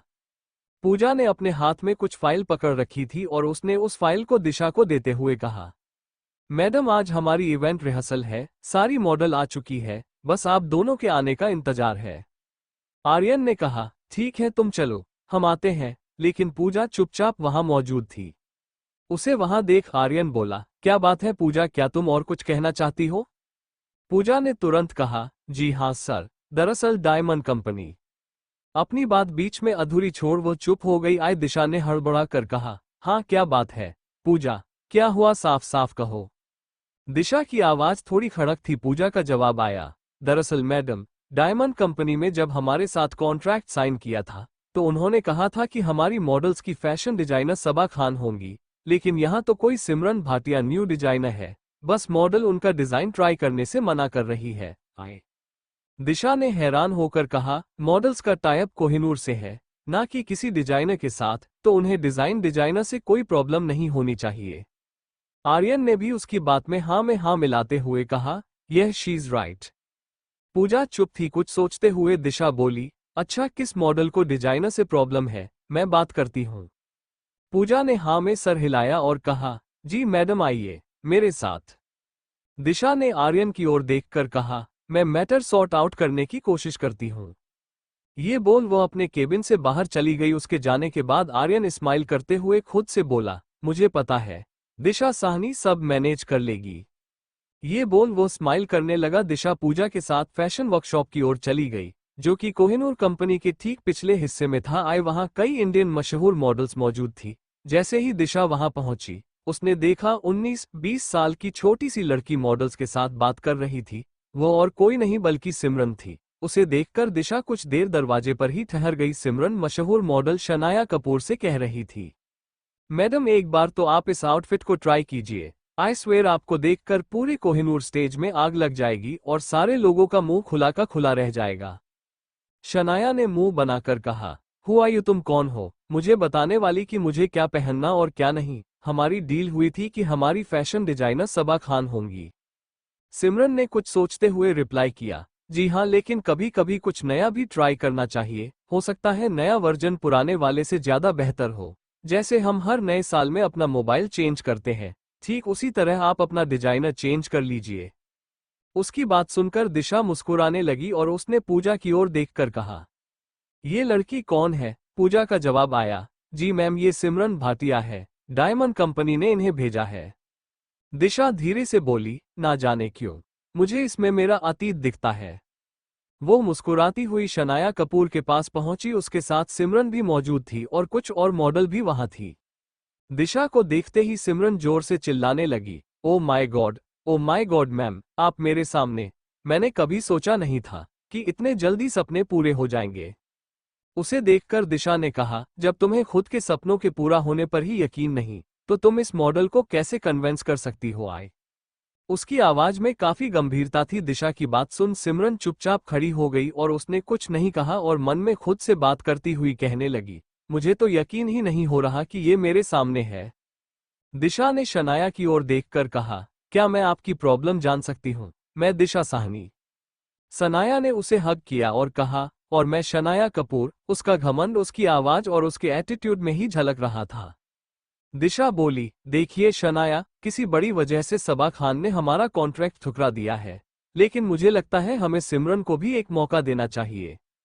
उसकी बात सुनकर शनाया सिमरन की ओर देखने लगी, जो कि दिखने में किसी बड़ी मॉडल से कम नहीं दिख रही थी। शनाया ने दिशा की ओर देखकर कहा, लेकिन मुझे नहीं लगता कि इसका बनाया हुआ आउटफिट मेरे लिए परफेक्ट है, आप मटेरियल देख सकती हैं। ये कहते हुए उसने उस आउटफिट को दिशा के हाथ में दिया।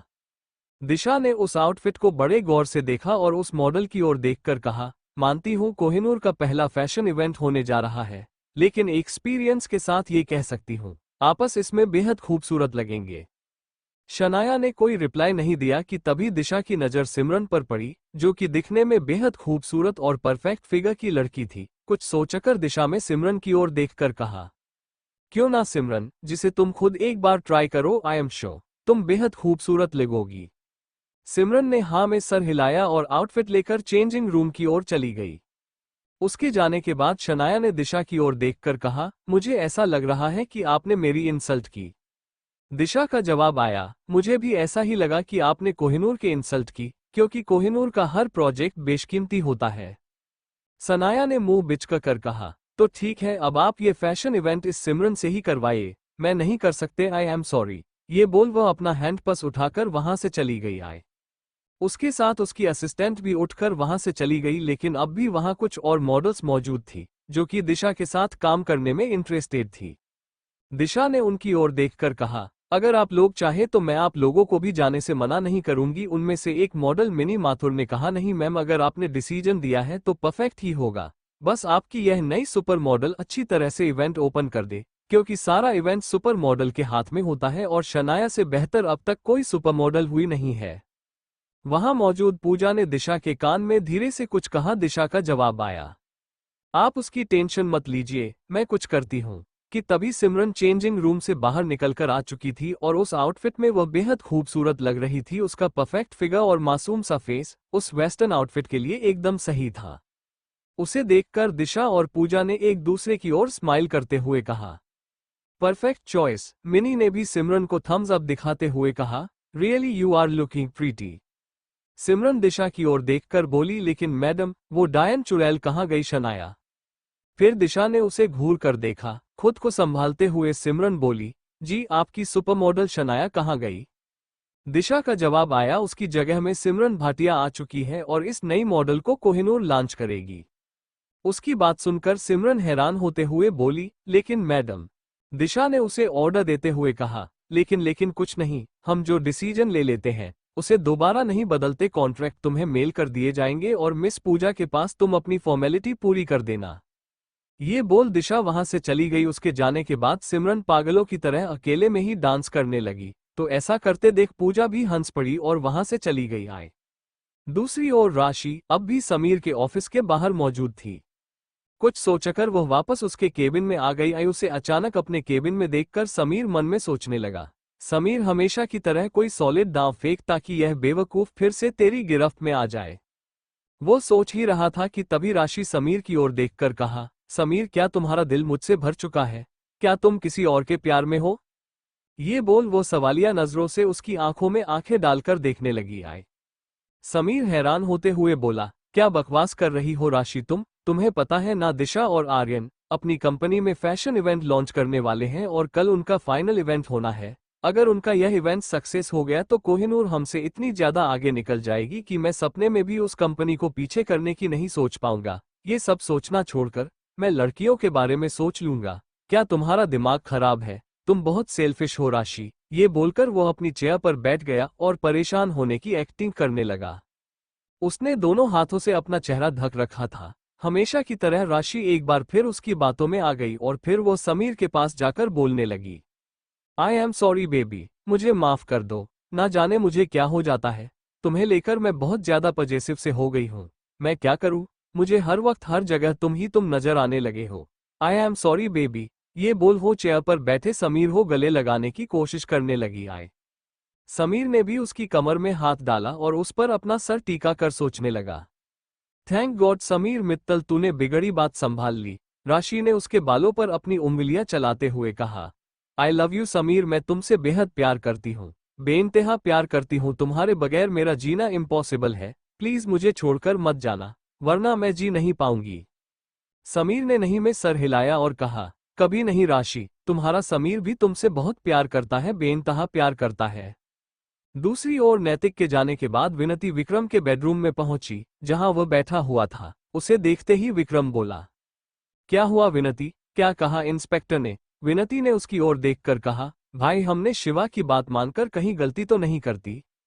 ये कहते हुए विनती ने उसे सारी बात बता दी। उसकी बात सुनकर विक्रम बोला, विनती, मुझे लाइफ में रिस्क तो लेना ही था, वरना जेल में पड़े पड़े मैं सड़ जाता और अपना प्यार हासिल ना कर पाता। अब मैं बाहर आ चुका हूँ, अब तू देख मैं कैसे दांव पर दांव खेलता हूँ। उसे बहुत शौक है ना कोहिनूर का, उसे मैं सस्ती काटना बना दो तो मैं विक्रम राय नहीं। विनती ने रजत की ओर देखकर विक्रम से कहा, भाई और इस नमूने का हम क्या करें, ये तो अब तक होश में नहीं आ रहा। विक्रम विनती से बोला, इसका मुझ पर एहसान है, तुम्हारा भाई सिर्फ इसी बेवकूफ की वजह से तुम्हारे सामने खड़ा है, इसलिए हमें कैसे भी करके जान बचाने होगी। ये बोल वो कुछ सोचने लगा और फिर विनती की ओर देखकर कहा, मुझे लगता है शहर के सबसे बड़े डॉक्टर के पास लेकर जाना चाहिए, हो सकता है वो इसकी जान बचा पाए। विनती परेशान होकर बोली, लेकिन भैया मैं वहां कहूंगी क्या? विक्रम ने उसे कुछ समझाया और उसकी बात सुनकर विनती ने हाँ में सर हिला दिया। और उधर कोहिनूर कंपनी में सिमरन खुद को मॉडल के आउटफिट में आईने में देखकर बहुत खुश हो रही थी और उससे खुद से बात करते हुए कहा, दिशा मैडम, आपके लिए तो आपकी यह सब कुछ भी कर गुजरने को तैयार है, फिर ये तो छोटा सा रैंप वॉक है। पीछे मौजूद पूजा मन में सोचने लगी, ना जाने मैंने क्या सोचकर इतनी बड़ी जिम्मेदारी इस लड़की को दी। आई होप इवेंट सक्सेसफुल हो। दोस्तों, आपको क्या लगता है कोहिनूर कंपनी का ये नया फैशन टीवी शो कैसा होने वाला है?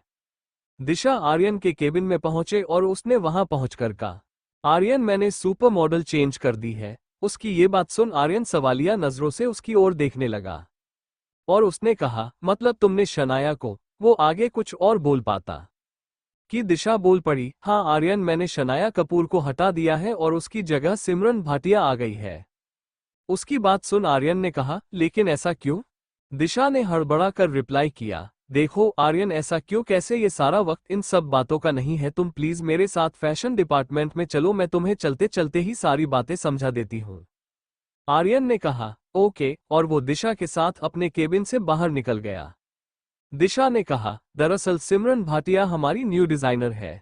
आर्यन उस पर गुस्सा करते हुए बोला, दिशा, इतना बड़ा डिसीजन तुमने अकेले ले लिया? दिशा उसे समझाती हुई बोली, आर्यन, मुझे खुद अभी अभी पता लगा है, आप हमें सिचुएशन को डील तो करना ही होगा ना। कुछ सोचकर आर्यन बोला, आई एम सॉरी दिशा, मैं भूल गया था, तुम तो ब्रेन हो हमारी कोहिनूर की। दिशा ने स्माइल किया और कहा, हमेशा मुझ पर ट्रस्ट करते हो, ऐसे बात भी करके देखो। वो दोनों बातचीत करते हुए फैशन डिपार्टमेंट पहुंच गए और वहां सिमरन आप भी मॉडल का आउटफिट पहनी खुद को शीशे में देख रही थी। आर्यन जैसे ही वहां पहुंचा, सिमरन ने मॉडल वाले एटीट्यूड से कहा, हेलो सर। उसके चेहरे पर उसका कॉन्फिडेंस झलक रहा था और उस कॉन्फिडेंस को देखकर आर्यन दिशा की ओर हैरान होकर देखने लगा। दिशा बोली, यही हमारी न्यू मॉडल है। आर्यन का जवाब आया, नॉट बैड। सिमरन ने अपनी अदाएं बिखेरते हुए कहा, जी हाँ, मैं कोहिनूर की न्यू मॉडल सिमरन भाटिया। उसकी बात सुन आर्यन और दिशा क्यूट सी स्माइल करने लगे और सिमरन भी जोर से हंस पड़ी। दिशा ने आर्यन का हाथ पकड़कर धीरे से उसे बाहर आने का इशारा किया। इशारा पाकर आर्यन उसके पीछे निकल पड़ा। दिशा ने कहा, कैसी लगी हमारी न्यू मॉडल?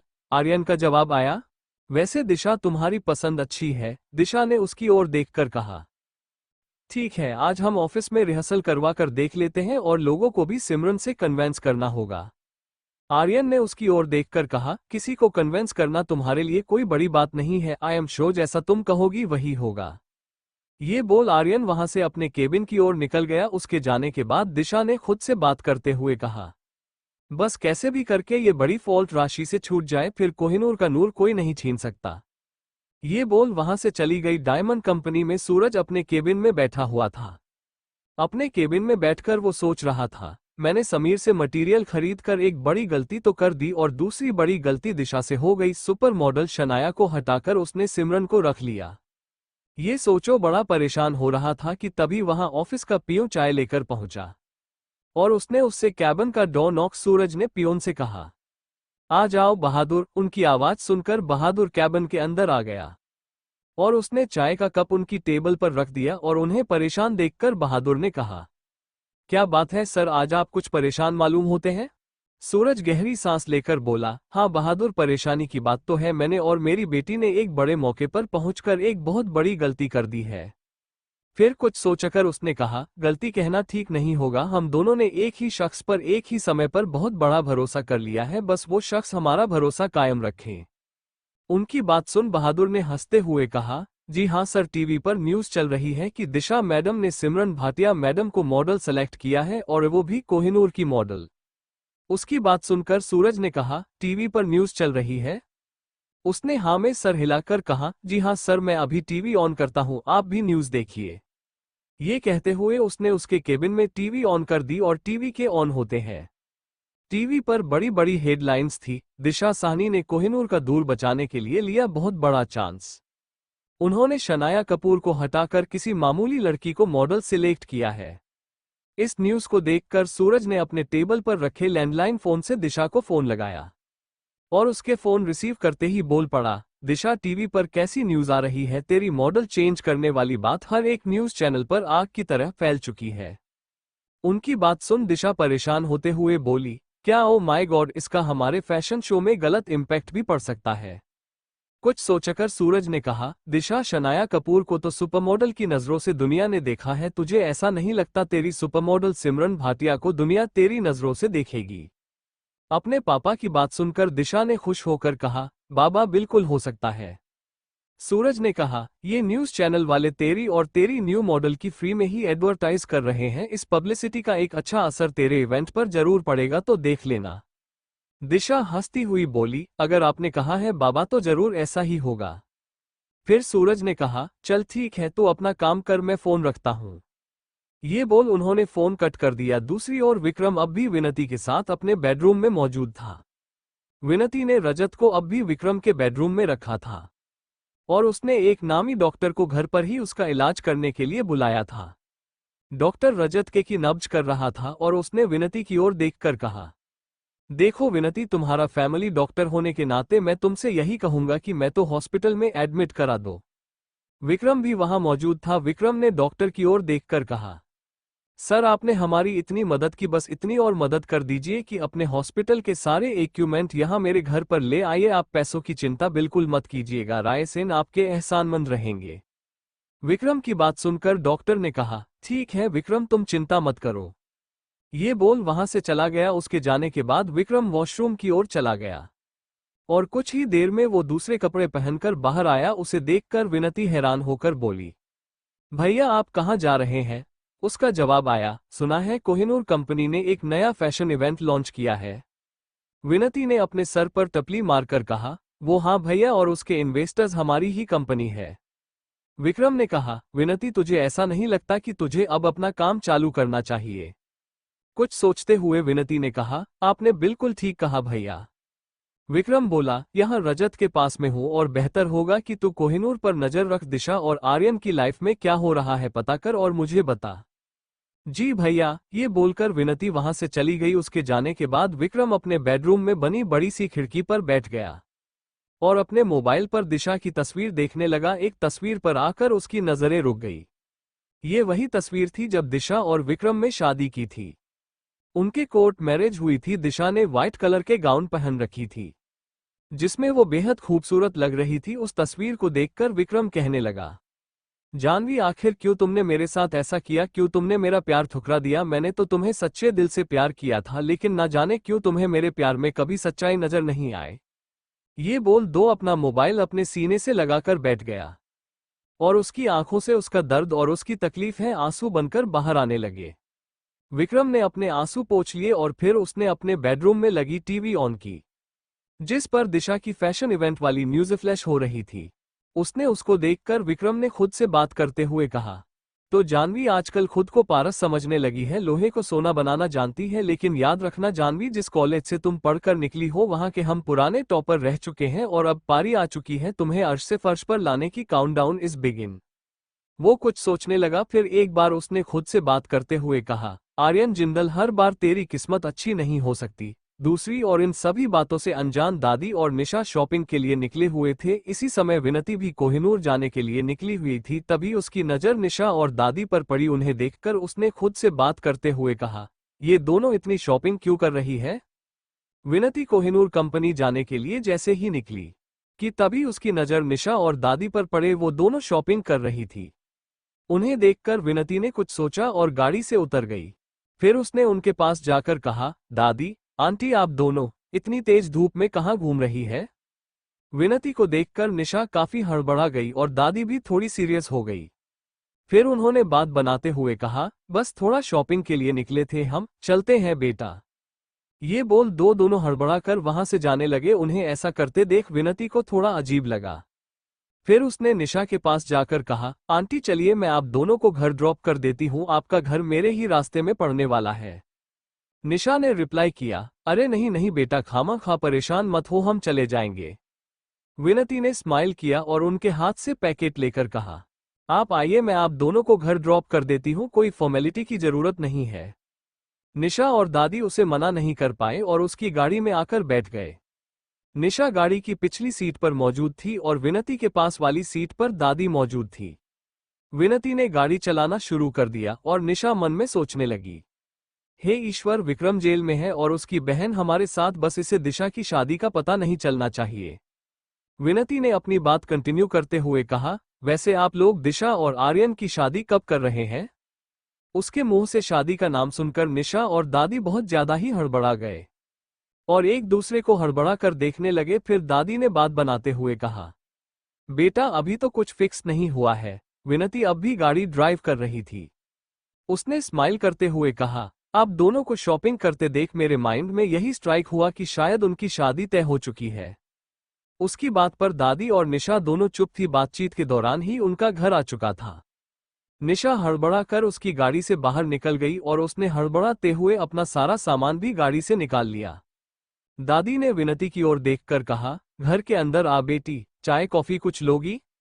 विनती ने नहीं में सर हिलाया और स्माइल करती हुई बोली, मुझे नहीं चाहिए दादी। दादी ने उसकी बात सुनकर स्माइल किया और फिर वो भी उसकी गाड़ी से बाहर आ गई और विनती उन दोनों को बाय बोल वहां से कोहिनूर के लिए निकल पड़ी।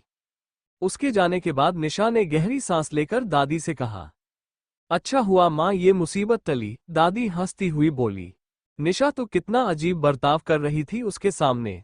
और उधर विनती रास्ते में सोच रही थी, निशा आंटी इतना वियर्ड बिहेव कर है और क्यों कर रही थी? वो मुझे देखकर ऐसे घबरा रही थी मानो मैं कोई भूत हूँ। वो मुझे देखकर कितना ज्यादा घबरा गई थी, ना जाने ऐसा क्यों कर रही थी, कहीं उन्हें मेरी असलियत तो नहीं पता चल गई? फिर उसने खुद ही अपने सवाल का जवाब देते हुए कहा, नहीं नहीं ऐसा नहीं हो सकता। दूसरी ओर आर्यन दिशा और अपने कुछ इन्वेस्टर्स के साथ मीटिंग रूम में मौजूद था। मिस्टर अयर ने अपनी बात शुरू करते हुए कहा, मिस दिशा, हमने ये सुना है कि आपने मशहूर मॉडल शनाया कपूर को हटाकर किसी साधारण लड़की को मॉडल बना दिया। दिशा कुछ बोल पाती कि उसके पहले ही अयर अपनी बात कंटिन्यू करते हुए बोला, मैडम हम आपकी सारी बातों पर पूरा यकीन करते हैं और जैसा आप हम हमें कहते हैं हम आंख बंद कर वहां पैसा लगाते हैं, लेकिन हमें अचानक लास्ट मोमेंट पर मॉडल चेंज करने वाली बात हजम नहीं हो रही। उनकी बात सुनकर आर्यन कुछ परेशान हो गया था, लेकिन दिशा ने हमेशा की तरह बात संभालते हुए कहा, मिस्टर अयर आपने मुझ पर हमेशा भरोसा किया, उसके लिए बहुत सारा थैंक यू। लेकिन मैं आपसे एक बात पूछना चाहूंगी, मेरे कहने पर आपने जो भी इन्वेस्ट कोहिनूर के साथ की है, क्या कभी आपको लॉस हुआ है? अयर बोला, कभी नहीं मैडम, इसीलिए तो हम आज भी आप पर इतना भरोसा करते हैं। अगर आप हमसे हमारी पूरी प्रॉपर्टी भी इन्वेस्ट करने के लिए बोल देंगी, हम बेझिझक इन्वेस्ट करेंगे। दिशा ने हंसते हुए कहा, तो अयर जी अब घबराने की क्या बात है, हम एक बड़ा इवेंट करने जा रहे हैं और उस पर हम बहुत सारा प्रॉफिट कमाएंगे और आपको भी देंगे। आपकी बात सुनकर सभी लोग हंसने लगे। अयर भी दिशा का रिप्लाई पाकर सेटिस्फाई था। वो चुपचाप बैठ गया, लेकिन वहां मौजूद मिस्टर ठक्कर ने अपना दूसरा क्वेश्चन दिशा से किया। उन्होंने कहा, मैडम हमने यहाँ आपकी कंपनी के साथ मिलियन इनमें इन्वेस्ट किए हैं और इस बार मैंने किसी कंपनी के साथ इन्वेस्टमेंट नहीं किया सिवाय आपकी कंपनी के, तो आपने हमेशा की तरह इस शो का बैकअप प्लान क्या रखा है? उनकी ये बात सुनकर आर्यन ने कहा, ठक्कर साहब हमारे साथ आप कितने सालों से काम करते आ रहे हैं, और रही बात दिशा की, तो उसने आज तक कभी भी अपना कोई बैकअप प्लान बताया है जो आज हमें बताएगी, क्यों दिशा? ये कहते हुए वो दिशा की ओर देखने लगा। जवाब में दिशा ने भी स्माइल कर दिया और हाँ में सर हिलाया। दिशा ने ठक्कर के चेहरे पर आए परेशानी के सारे भाव पढ़ लिए और उसने उन्हें समझाते हुए कहा, सर आप बिल्कुल परेशान मत होइए, सब ठीक हो जाएगा। आई एम श्योर हमेशा की तरह इस बार भी आप हमारी कंपनी से खुश होंगे। ठक्कर ने जवाब दिया, अगर दिशा मैडम ने कह दिया है तो फिर हमारे पास और कोई ऑप्शन ही नहीं बचता। उनकी मीटिंग के दौरान ही विनती वहां पहुंच गई। विनती को वहां देख आर्यन थोड़ा अनईजी फील करने लगा, लेकिन फिर भी उसने खुद को कंट्रोल करने की पूरी कोशिश की। विनती तो वहां देखकर सभी सवालिया नजरों से दिशा और आर्यन की ओर देखने लगे। फिर दिशा ने विनती को सभी से इंट्रोड्यूस कराते हुए कहा, ये पुखराज कंपनी के डायरेक्टर विनती है और इन्होंने भी हम पर यकीन कर इस फैशन इवेंट पर इन्वेस्ट किया है। विनती को सभी ने विश किया। विनती ने भी स्माइल कर सभी को जवाब दिया और अपनी चेयर पर आकर बैठ गई। अय्यर ने दिशा की ओर देखकर कहा, मैडम जी, आपने मुझे तो यकीन दिला दिया और मुझे नहीं लगता कि मुझे और कुछ पूछने की जरूरत है। अब मैं इजाजत चाहूंगा, कल हम फैशन इवेंट से मिलते हैं। ये कहते हुए अपनी चेयर से उठकर खड़ा हो गया और दिशा को नमस्कार बोल वहां से चला गया। उसके जाने के बाद 1-1 कर इन्वेस्टर्स वहां से चले गए, लेकिन विनती अब भी आर्यन और दिशा के साथ मौजूद थी। आर्यन ने विनती और दिशा की ओर देखकर कहा, आप दोनों बातें कीजिए, मेरी एक इंपॉर्टेंट मीटिंग है, एक्सक्यूज मी। ये कहते हुए वो वहां से उठकर चला गया। विनती ने दिशा की ओर देखकर कहा, कैसी हो दिशा? दिशा का जवाब आया, मैं ठीक हूं, तुम कैसी हो? उसने भी हाँ में सर हिलाया। विनती मन में सोचने लगी, ये अच्छी बात है कि भैया के जेल से बाहर होने की खबर इस दिशा को नहीं चली, वरना ये चालाक औरत और कोई नया जाल बिछा देती। दिशा ने विनती की ओर देखकर कहा, विनती, हो सकता है तुम्हारे मन में भी कोई क्वेश्चन हो तो तुम मुझसे पूछ सकती हो, क्योंकि मैंने लास्ट मोमेंट में मॉडल चेंज कर दिया है। विनती का जवाब आया, तुम्हारे विश्वास पर मेरा भी भरोसा है। फिर दिशा ने जवाब में स्माइल कर दिया, लेकिन विनती तो यहाँ कुछ और ही जानने आई हुई थी। कुछ सोचकर उसने दिशा की ओर देखकर कहा, दिशा, तुम हो और आर्यन शादी कब करने वाले हो? मुझे अपनी शादी में बुलाओगे या नहीं? उसकी बात सुनकर दिशा ने कुछ सोचते हो रिप्लाई किया, अभी वक्त है विनती। और फिर उसने टॉपिक चेंज कर दिया। और उधर राशि समीर के साथ अब भी मौजूद थे। समीर ने उसकी ओर देखकर कहा, राशि, मेरा यकीन मानो, मैं जो भी करता हूँ तुम्हारे लिए करता हूँ। मैं हमेशा तुम्हारे दिल में अपने लिए प्यार चाहता हूँ, लेकिन ना जाने क्यों तुम छोटी छोटी बातों पर मुझसे नाराज होने लगती हो, ऐसा क्यों? राशि ने जवाब में स्माइल कर दिया और अपनी चेयर पर बैठे समीर की गोद में बैठ गई और उसने उसके होठों पर अपने प्यार की मुहर लगा दी। अचानक राशि के ऐसा करने से समीर कुछ हड़बड़ा गया और उसने उसे दूर करने की कोशिश की, लेकिन ना जाने आज राशि को क्या हो गया था। वो उसे कंटिन्यू के लिए जा रही थी। समीर ने उसे खुद से दूर किया और कहा, क्या कर रही हो राशि? कोई आ जाएगा। राशि ने धीरे से कहा, आ जाने दो। और एक बार फिर उसे किस करने लगी और उसकी बाहों में बहकने लगी। दूसरी ओर दिशा के घर पर दादी और निशा अपने घर पहुंच चुके थे। घर पहुंचकर उन्होंने जैसे कि डोर बेल बजाई, रीना ने दरवाजा खोला। दरवाजा खोलकर उसने उन दोनों के हाथ से उनके शॉपिंग वाले पैकेट ले लिए और अंदर रख दिए। निशा और दादी सोफे पर आकर बैठ चुके थे। दादी ने निशा की ओर देखकर कहा, अच्छा हुआ जो हमने दिशा की शादी के बारे में उसे नहीं बताया। निशा का जवाब आया, मां, लेकिन हम कब तक उससे छुपा पिएंगे? परसों हल्दी फंक्शन होना है और आर्यन तो पब्लिक फिगर है, उसके बारे में हर कोई जानना चाहता है, सुनना चाहता है। ये सोचकर निशा परेशान होने लगी कि तभी रीना वहां पानी का गिलास लेकर आए और उसने दादी और निशा को पानी का गिलास दिया और फिर रसोई में चली गई। निशा ने पानी पीते हुए कहा, मां, परसों हल्दी होनी है, आप मुझे मेहमानों की लिस्ट बता दीजिए, मैं सभी को फोन कर देती हूँ। ये कहते हुए उन्होंने पास रखी डायरी और पेन उठा लिया और दादी ने कहा, मेहमानों के लिए इसके पहले सबसे पहले हल्दी तैयार करना होगा, घर के पीसी हल्दी ही अच्छी होती है। निशा ने हाँ में सर हिला दिया और कहा, मैं रीना को बोल देती हूँ। फिर दादी ने कहा, और सुन, हल्दी के साथ साथ बेसन भी घर का बना हुआ हो तो ज्यादा अच्छा होगा, अपटन लगाकर हमारी बच्ची बहुत निखर जाएगी। जवाब में निशा ने स्माइल कर दिया। दादी ने कहा, अब लिस्ट में नाम लिख ले और हाँ, अपने मायके वालों का नाम लिखना मत भूलना, वरना सब कहेंगे कि तेरी सास ने मना करवा दिया होगा। ये बोल दादी नखरे दिखाने लगी। निशा ने हंसते हुए कहा, नहीं कहूंगी माँ, चलिए सबसे पहले आप अपनी सहेलियों के नाम बताइए, आपके किन्हें बुलाना चाहते हैं? दादी नाम बताने लगी और निशा सभी के नाम नोट करने लगी। आज दोनों बहुत खुश थी। दूसरी ओर विक्रम अब भी अपने बेडरूम की विंडो पर बैठा हुआ था कि तभी रजत को होश आया। उसे होश में आते थे विक्रम उसकी ओर देखने लगा। रजत ने धीरे से कहा, पानी। विक्रम ने पास टेबल के रखी गिलास उठाकर उसे पानी पिला दिया और फिर कहा, कैसा महसूस कर रहे हो? रजत ने बड़ी मुश्किल से अपनी आंखें खोली और कहा, मैं ठीक हूं, बस कैसे भी करके आप मेरी मां को बता दीजिए कि मुझे कुछ नहीं हुआ है, बेचारी वो परेशान हो रही होंगी।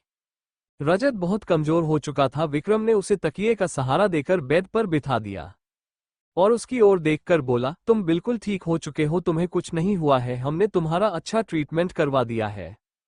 रजत ने हाथ जोड़कर कहा, आपका बहुत शुक्रिया बड़े मालिक। विक्रम ने उसके दोनों हाथ पकड़कर कहा, शुक्रिया तो मुझे तुमसे कहना चाहिए, मेरी जान बचाने के लिए। रजत बोला, साहब आपका नमक खाया है, आपके लिए तो हम कुछ भी कर गुजर जाएंगे। उसकी ये बात सुन विक्रम बहुत खुश हुआ और कुछ सोचने लगा। और फिर उसने स्माइल करते हुए कहा, क्या सचमुच तुम कुछ भी कर सकते हो? रजत का जवाब आया, जी कुछ भी कर सकते हैं आपके लिए। विक्रम और रजत की बातचीत चल ही रही थी। विक्रम ने उसकी ओर देखकर कहा, ठीक है, बहुत ही जल्द मैं तुमसे बहुत बड़ा काम लेने वाला हूं और तुमने मेरे लिए इतना कुछ किया, उसके लिए तुम्हारा इनाम बनता है। रजत ने हाथ जोड़कर कहा, नहीं मालिक, मुझे कोई इनाम की लालच नहीं है, ये सब तो मैंने आपके लिए और विनती मैडम के लिए किया था, बस मुझे मेरे घर मेरी माँ के पास पहुंचा दीजिए। विक्रम मुस्कुराने लगा और मन में सोचने लगा, सचमुच इस बेवकूफ का इस्तेमाल बड़ी ही अच्छी तरीके से किया जा सकता है, ऐसे लोग होते ही हैं इस्तेमाल होने के लिए।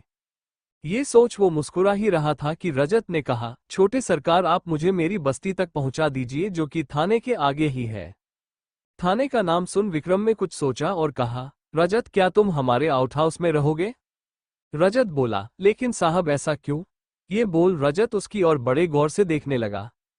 उसकी आंखों में उसके कई अनकहे सवाल थे। विक्रम का जवाब आया, तुमने बहुत कम समय में मेरा भरोसा जीत लिया, वरना विक्रम राय सिंह का भरोसा जीतना इतना आसान नहीं है, और तुमने मेरे लिए जो किया वो गैरकानूनी काम था। अगर कभी भी पुलिस वालों को तुम पर शक हो गया तो लेने के देने पड़ जाएंगे, मेरे साथ साथ तुम पर भी मुसीबत आएगी। वो काफी संजीदा होकर बोल रहा था। रजत स्माइल करने लगा और कहा, सर लेकिन मैं अचानक से अपनी बस्ती से गायब हो जाऊंगा तो मुझे लगता है ये मुसीबत ज्यादा बड़ी रहेगी, इसलिए जैसे हम रहते हैं हमें वैसे ही रहने दीजिए। उसकी ये बात सुनकर विक्रम का जवाब आया, तुम बिल्कुल ठीक कह रहे हो, तुम चिंता मत करो, मैं तुम्हें अभी विनती से कहकर तुम्हारे घर भिजवा देता हूँ। और हाँ, ध्यान रहे जो तुमने मेरे लिए किया है उसका मैं हमेशा एहसानमंद रहूंगा, लेकिन कभी भूल कर भी किसी से मेरे बारे में चर्चा मत करना। रजत ने हाथ जोड़कर कहा, मरते मर जाएंगे साहब, लेकिन किसी से कुछ नहीं कहेंगे। विक्रम उसकी बात सुनकर बोला, मुझे तुम पर पूरा भरोसा है रजत। रजत ने कहा, साहब आपका बड़प्पन है, वरना आपके लिए तो कोई भी कुछ भी कर सकता है, लेकिन आपने हम पर भरोसा किया, इसके हम आपके हमेशा एहसानमंद रहेंगे। दूसरी ओर कोहिनूर कंपनी में फैशन इवेंट रिहर्सल शुरू हो चुकी थी और सारी मॉडल के साथ सिमरन भी रैंप वॉक के लिए तैयार थी। आर्यन दिशा के साथ विनती भी मौजूद थी और उनके अलावा ऑफिस के कुछ स्टाफ के लोग भी वहां मौजूद थे। फैशन शो शुरू हो चुका था। सिमरन ने बहुत ही अच्छे से अपना प्रेजेंटेशन दिया, जिसे देखकर सभी बहुत खुश हुए और कुछ देर बाद रिहर्सल खत्म हुई। और रिहर्सल खत्म होने के बाद सभी ने जोरदार तालियां बजाई और आर्यन में अपने पास बैठी दिशा की ओर देखकर कहा, राइट डिसीजन, बस यही तालियां कल हमें फाइनल इवेंट के लिए चाहिए। दिशा ने धीरे से कहा, जरूर आएगी। जवाब में आर्यन ने स्माइल कर दिया और दूर बैठी विनती खुद से बात करती हुई कहने लगी, अब सही मौका है अपना खेल करने का और पत्ते ओपन करने का। ये सोच लो स्माइल करने लगी और उसने एक नज़र अपने पास वाली चेयर पर बैठे आर्यन और दिशा पर डाली। आर्यन स्माइल करते हुए दिशा से कुछ बात कर रहा था। दूर बैठी विनती उन्हें ऑब्जर्व कर रही थी। उसने खुद से बात करते हुए कहा, मिस्टर जिंदल, आपको तो मैं अपना इस कदर दीवाना बना दूंगी, आप दिशा का नामो निशान तक भूल जाएंगे। कि तभी दिशा की नज़र विनती पर पड़ी जो अकेले बैठकर मुस्कुरा रही थी। उसे देखकर दिशा चेयर से उठकर उसके पास पहुंची और विनती से कहा, आई होप विनती तुम्हें शो पसंद आया होगा। विनती में हाँ में सर हिलाया और कहा, बहुत अच्छा था। फिर कुछ सोचकर विनती ने कहा, दिशा मुझे लगता है अब मुझे चलना चाहिए, हम कल इवेंट पर मिलते हैं, बाय। ये बोल वहां से चली गई और उसके जाने के बाद धीरे धीरे कर सारे लोग वहां से चले गए। सभी के जाने के बाद दिशा ने खुद से बात करते हुए कहा, बप्पा कल का इवेंट अच्छे से हो जाए। ये बोल वो भी वहां से बाहर निकल ही रही थी कि तभी राशि और समीर उसे अपने करीब आते दिखाई पड़े। उन दोनों को साथ में देखकर दिशा ने भी खुद को तैयार कर लिया। उसे पता था ये दोनों साथ में आ रहे हैं तो कुछ खुराफाती करने वाले हैं। समीर दिशा के करीब पहुंचा और उसकी ओर देखकर कहने लगा, सुना है मैडम आपने लास्ट मोमेंट में अपनी मॉडल चेंज कर दी, बहुत देर है आपने। उसकी बात खत्म होते ही राशि दिशा की ओर देखकर अजीब सा फेस बनाकर कहने लगी, समीर इसे डरे नहीं बेवकूफी कहते हैं। समीर ने मुस्कुराते हुए कहा, वैसे मेरी कंपनी गुलमोहर ने भी सुपर मॉडल कास्ट की है, नाम सुनना चाहोगी? दिशा सवालिया नजरों से उसकी ओर देखने लगी। समीर बोला, शनाया कपूर। दिशा ने उसकी ओर देखकर कहा, मुझे लगता है हमें अभी बहस करने से बेहतर कल रिजल्ट आने के बाद बात करना चाहिए, चलती हूँ, ऑल द बेस्ट। ये बोल वहां से चली गई। उसके जाने के बाद राशि ने समीर की ओर देखकर कहा, देखा समीर, इस लड़की को खुद पर कितना गुरूर है। समीर ने हंसते हुए कहा, अच्छी बात है राशि, ऐसे लोगों का जब गुरु टूटता है तो देखने में और मजा आता है। दोनों एक दूसरे की ओर देखकर स्माइल करने लगे। फिर राशि ने कहा, असली मजा तो कल आएगा समीर। उसने भी हाँ में सर हिलाया। सुबह 11 बजे बज चुके थे। दिशा अपने केबिन में बैठकर अपने स्टाफ के साथ मीटिंग कर रही थी। उसके साथ वहां मिस्टर खन्ना भी मौजूद थे। दिशा ने सभी को समझाते हुए कहा, ये हमारी कंपनी का पहला इवेंट होने जा रहा है और हमें किसी भी कीमत में इस इवेंट की सक्सेस चाहिए और मुझे पता है आप सभी इसे सक्सेस करने के लिए अपना 100% देंगे। उसके साथ सिमरन भी मौजूद थे। सिमरन की ओर देखकर उसने कहा, मुझे तुमसे बहुत उम्मीद है। उसने भी हाँ में सर हिलाया और कहा, मैडम आप यकीन मानिए, आपने हम पर यकीन किया है, यकीन टूटने नहीं देंगे। जवाब में दिशा ने स्माइल कर दिया और कहा, हम ठीक 2 बजे फैशन इवेंट में मिलेंगे। सभी ने हाँ में सर हिलाया और वहां से उठकर चले गए। दिशा अपनी चेयर पर बैठकर कुछ सोच रही थी कि तभी वहां राशि पहुंच गई और उसने दिशा की ओर देखकर कहा, बहुत बड़ा डिसीजन लिया है तुमने, मुझे तो कोहिनूर की चिंता होने लगी है। उसकी बात सुनकर दिशा ने जवाब दिया, अजीब बात है, किस हक से तुम कोहिनूर के बारे में सोचती हो। उसकी बात सुन राशि ने गुस्सा करते हुए कहा, तुम्हें ये नहीं भूलना चाहिए तुमसे पहले मेरा हक है। दिशा अपनी चेयर खड़ी हो गई और उसने उसकी ओर देखकर कहा, अभी मेरे पास तुमसे बात करने के लिए वक्त नहीं है। आई एम सॉरी, मैं काम करने में ज्यादा यकीन रखती हूँ, एक्सक्यूज मी। ये बोल दो अपने केबिन से बाहर निकल गई। उसके जाने के बाद राशि खुद पर चिल्लाती हुई कहने लगी, मुझे जरूरत क्या थी इस दिशा के केबिन में आने की।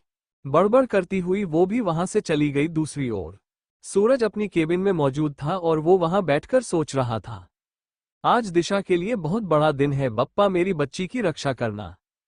कि तभी उसका मोबाइल बजा। कॉल दिशा का था। उसने जैसे ही फोन रिसीव किया, दूसरी ओर से दिशा बोल पड़ी, बाबा आप कहाँ हैं, अब तक आए नहीं, इवेंट शुरू होने वाला है। सूरज ने मुस्कुरा कर कहा, बस मेरी बच्ची, मैं तेरे पास आने के लिए निकल ही रहा हूं। दिशा ने धीरे से कहा, बाबा सब ठीक होगा ना। उसके सवाल पर उसकी घबराहट साफ झलक रही थी।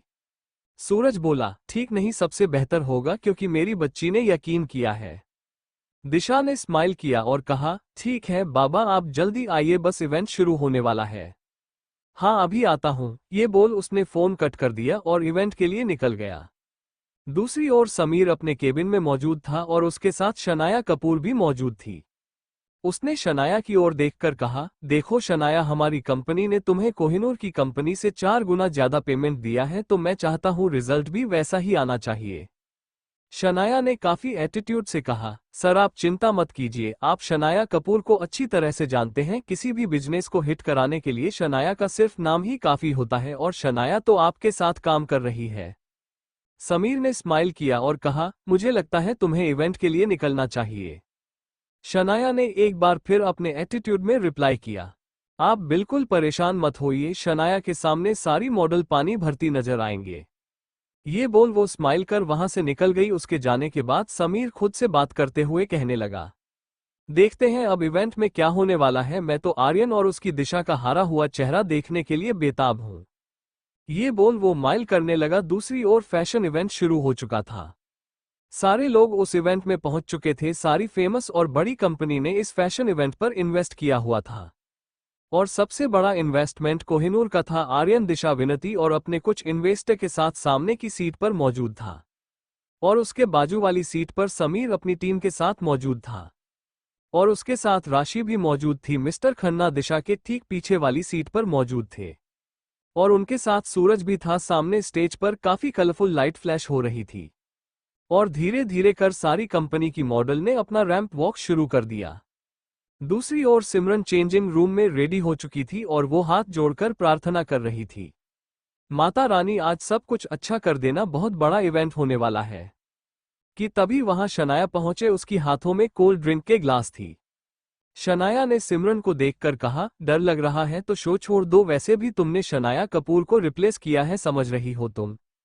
सिमरन उसके बाद चुपचाप सुनने लगे। शनाया ने कोल्ड ड्रिंक से भरा हुआ ग्लास सिमरन की ड्रेस पर गिरा दिया और आई एम सॉरी। सिमरन परेशान होकर चिल्लाकर बोली, शनाया क्या किया तुमने? उसकी आवाज में उसका गुस्सा साफ झलक रहा था। शनाया ने अपने एटीट्यूड में कहा ना I am sorry, cold drink थी, गिर गई। ये बोल शनाया वहां से चली गई। उसके जाने के बाद सिमरन की आंखें नम हो गई और वो खुद से बात करती हुई कहने लगी, माता रानी अब मैं क्या करूं, अब इतना वक्त भी नहीं बचा है कि मैं दूसरी ड्रेस चेंज कर सकूं, इतनी जल्दी में ड्रेस कैसे अरेंज करूंगी। सिमरन अपने चेंजिंग रूम में बैठकर रो रही थी। दूसरी ओर विनती मन में सोच रही थी, फैशन शो को फ्लॉप होने से कोई नहीं बचा सकता। मुझे लगता है आज सारी साजिशें किस्मत बनकर मेरे आंखों देखे सपने सच करने वाली है। ये सोच वो मुस्कुराने लगी और उसने अपने पास बैठी दिशा की ओर देखा, जो कि बड़े गौर से सारी मॉडल्स को देख रही थी। फिर उसने धीरे से कहा, आई एम सॉरी दिशा, मुझे तुम्हारे साथ ऐसा करना ही पड़ेगा, मेरे पास और कोई रास्ता नहीं है। ये सोचकर उसने एक बार फिर अपने हाथ में रखी फाइल की ओर देखा और इस दिशा की ओर देखकर स्माइल करने लगी। कैसा होगा ये इवेंट? फैशन इवेंट शुरू हो चुका था। सभी की नजरें कोहिनूर की मॉडल को देखना चाहती थी कि तभी स्टेज पर एंकर ने अनाउंसमेंट किया, लेडीज एंड जेंटलमैन, अब आ रही है गुलमोहर कंपनी यानी मिस्टर समीर मित्तल की सुपर मॉडल शनाया कपूर। उसका नाम सुनते ही तारा हॉल तालियों की गड़गड़ाहट से गूंज उठा। दिशा और आर्यन एक दूसरे की ओर देख रहे थे, मानो अनकहे शब्दों से वो दोनों हमेशा की तरह एक दूसरे की हिम्मत बन रहे हो। शनाया स्टेज पर आई और उसके वहां पहुंचते ही सभी ने जोर से तालियां बजाए।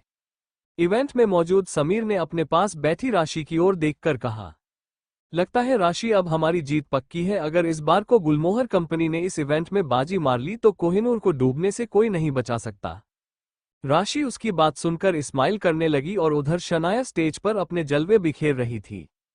फिर उसके जाने के बाद एंकर स्टेज पर पहुंचकर बोला, जैसा कि आप सब ने देखा शनाया कपूर ने किस तरह पूरी फैशन की दुनिया को अपना दीवाना बना दिया। अब आइए हम कोहिनूर की मॉडल को स्टेज पर बुलाते हैं, मिस सिमरन भाटिया। उसका नाम अनाउंस होते हैं सिमरन बड़े ही कॉन्फिडेंस से स्टेज पर आए और रैंप वॉक करने लगे। उसके आते ही सभी ने उसके डिजाइनर ड्रेस की तारीफ की, लेकिन आर्यन और दिशा हैरान होकर उसे देखने लगे क्योंकि सिमरन ने लॉन्ग ड्रेस की जगह शॉर्ट्स ड्रेस पहन रखी थी।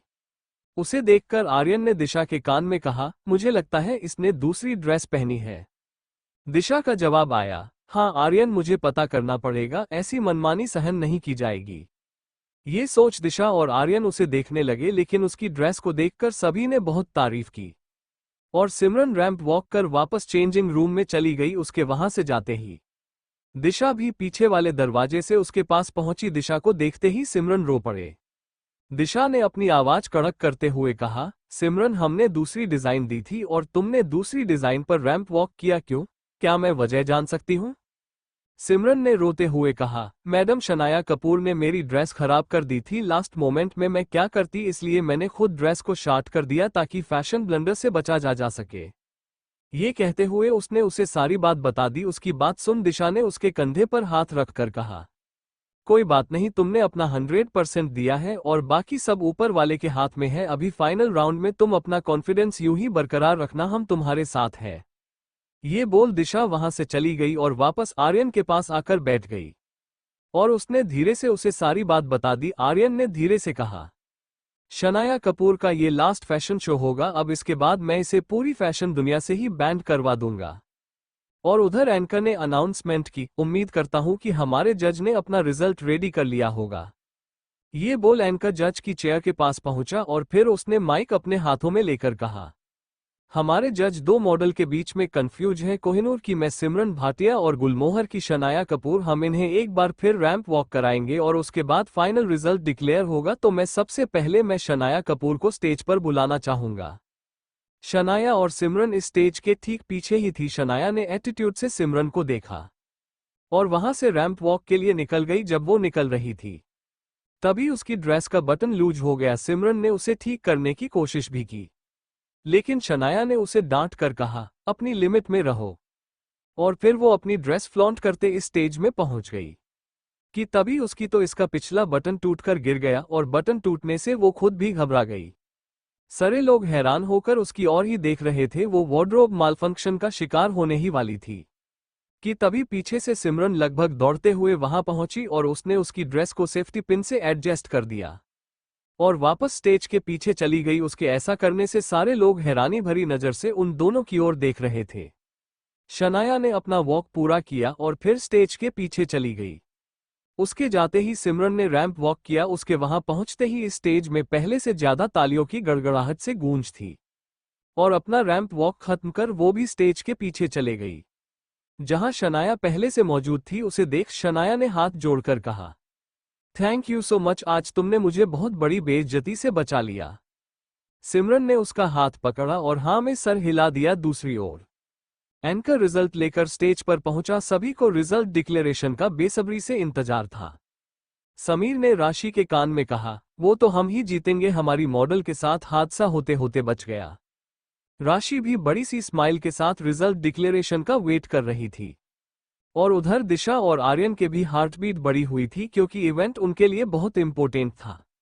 दिशा के पीछे मौजूद सूरज में भी अपनी आंखें बंद कर रखी थी और वो मन में कह रहा था, बप्पा मेरी बच्ची की लाज बचाना।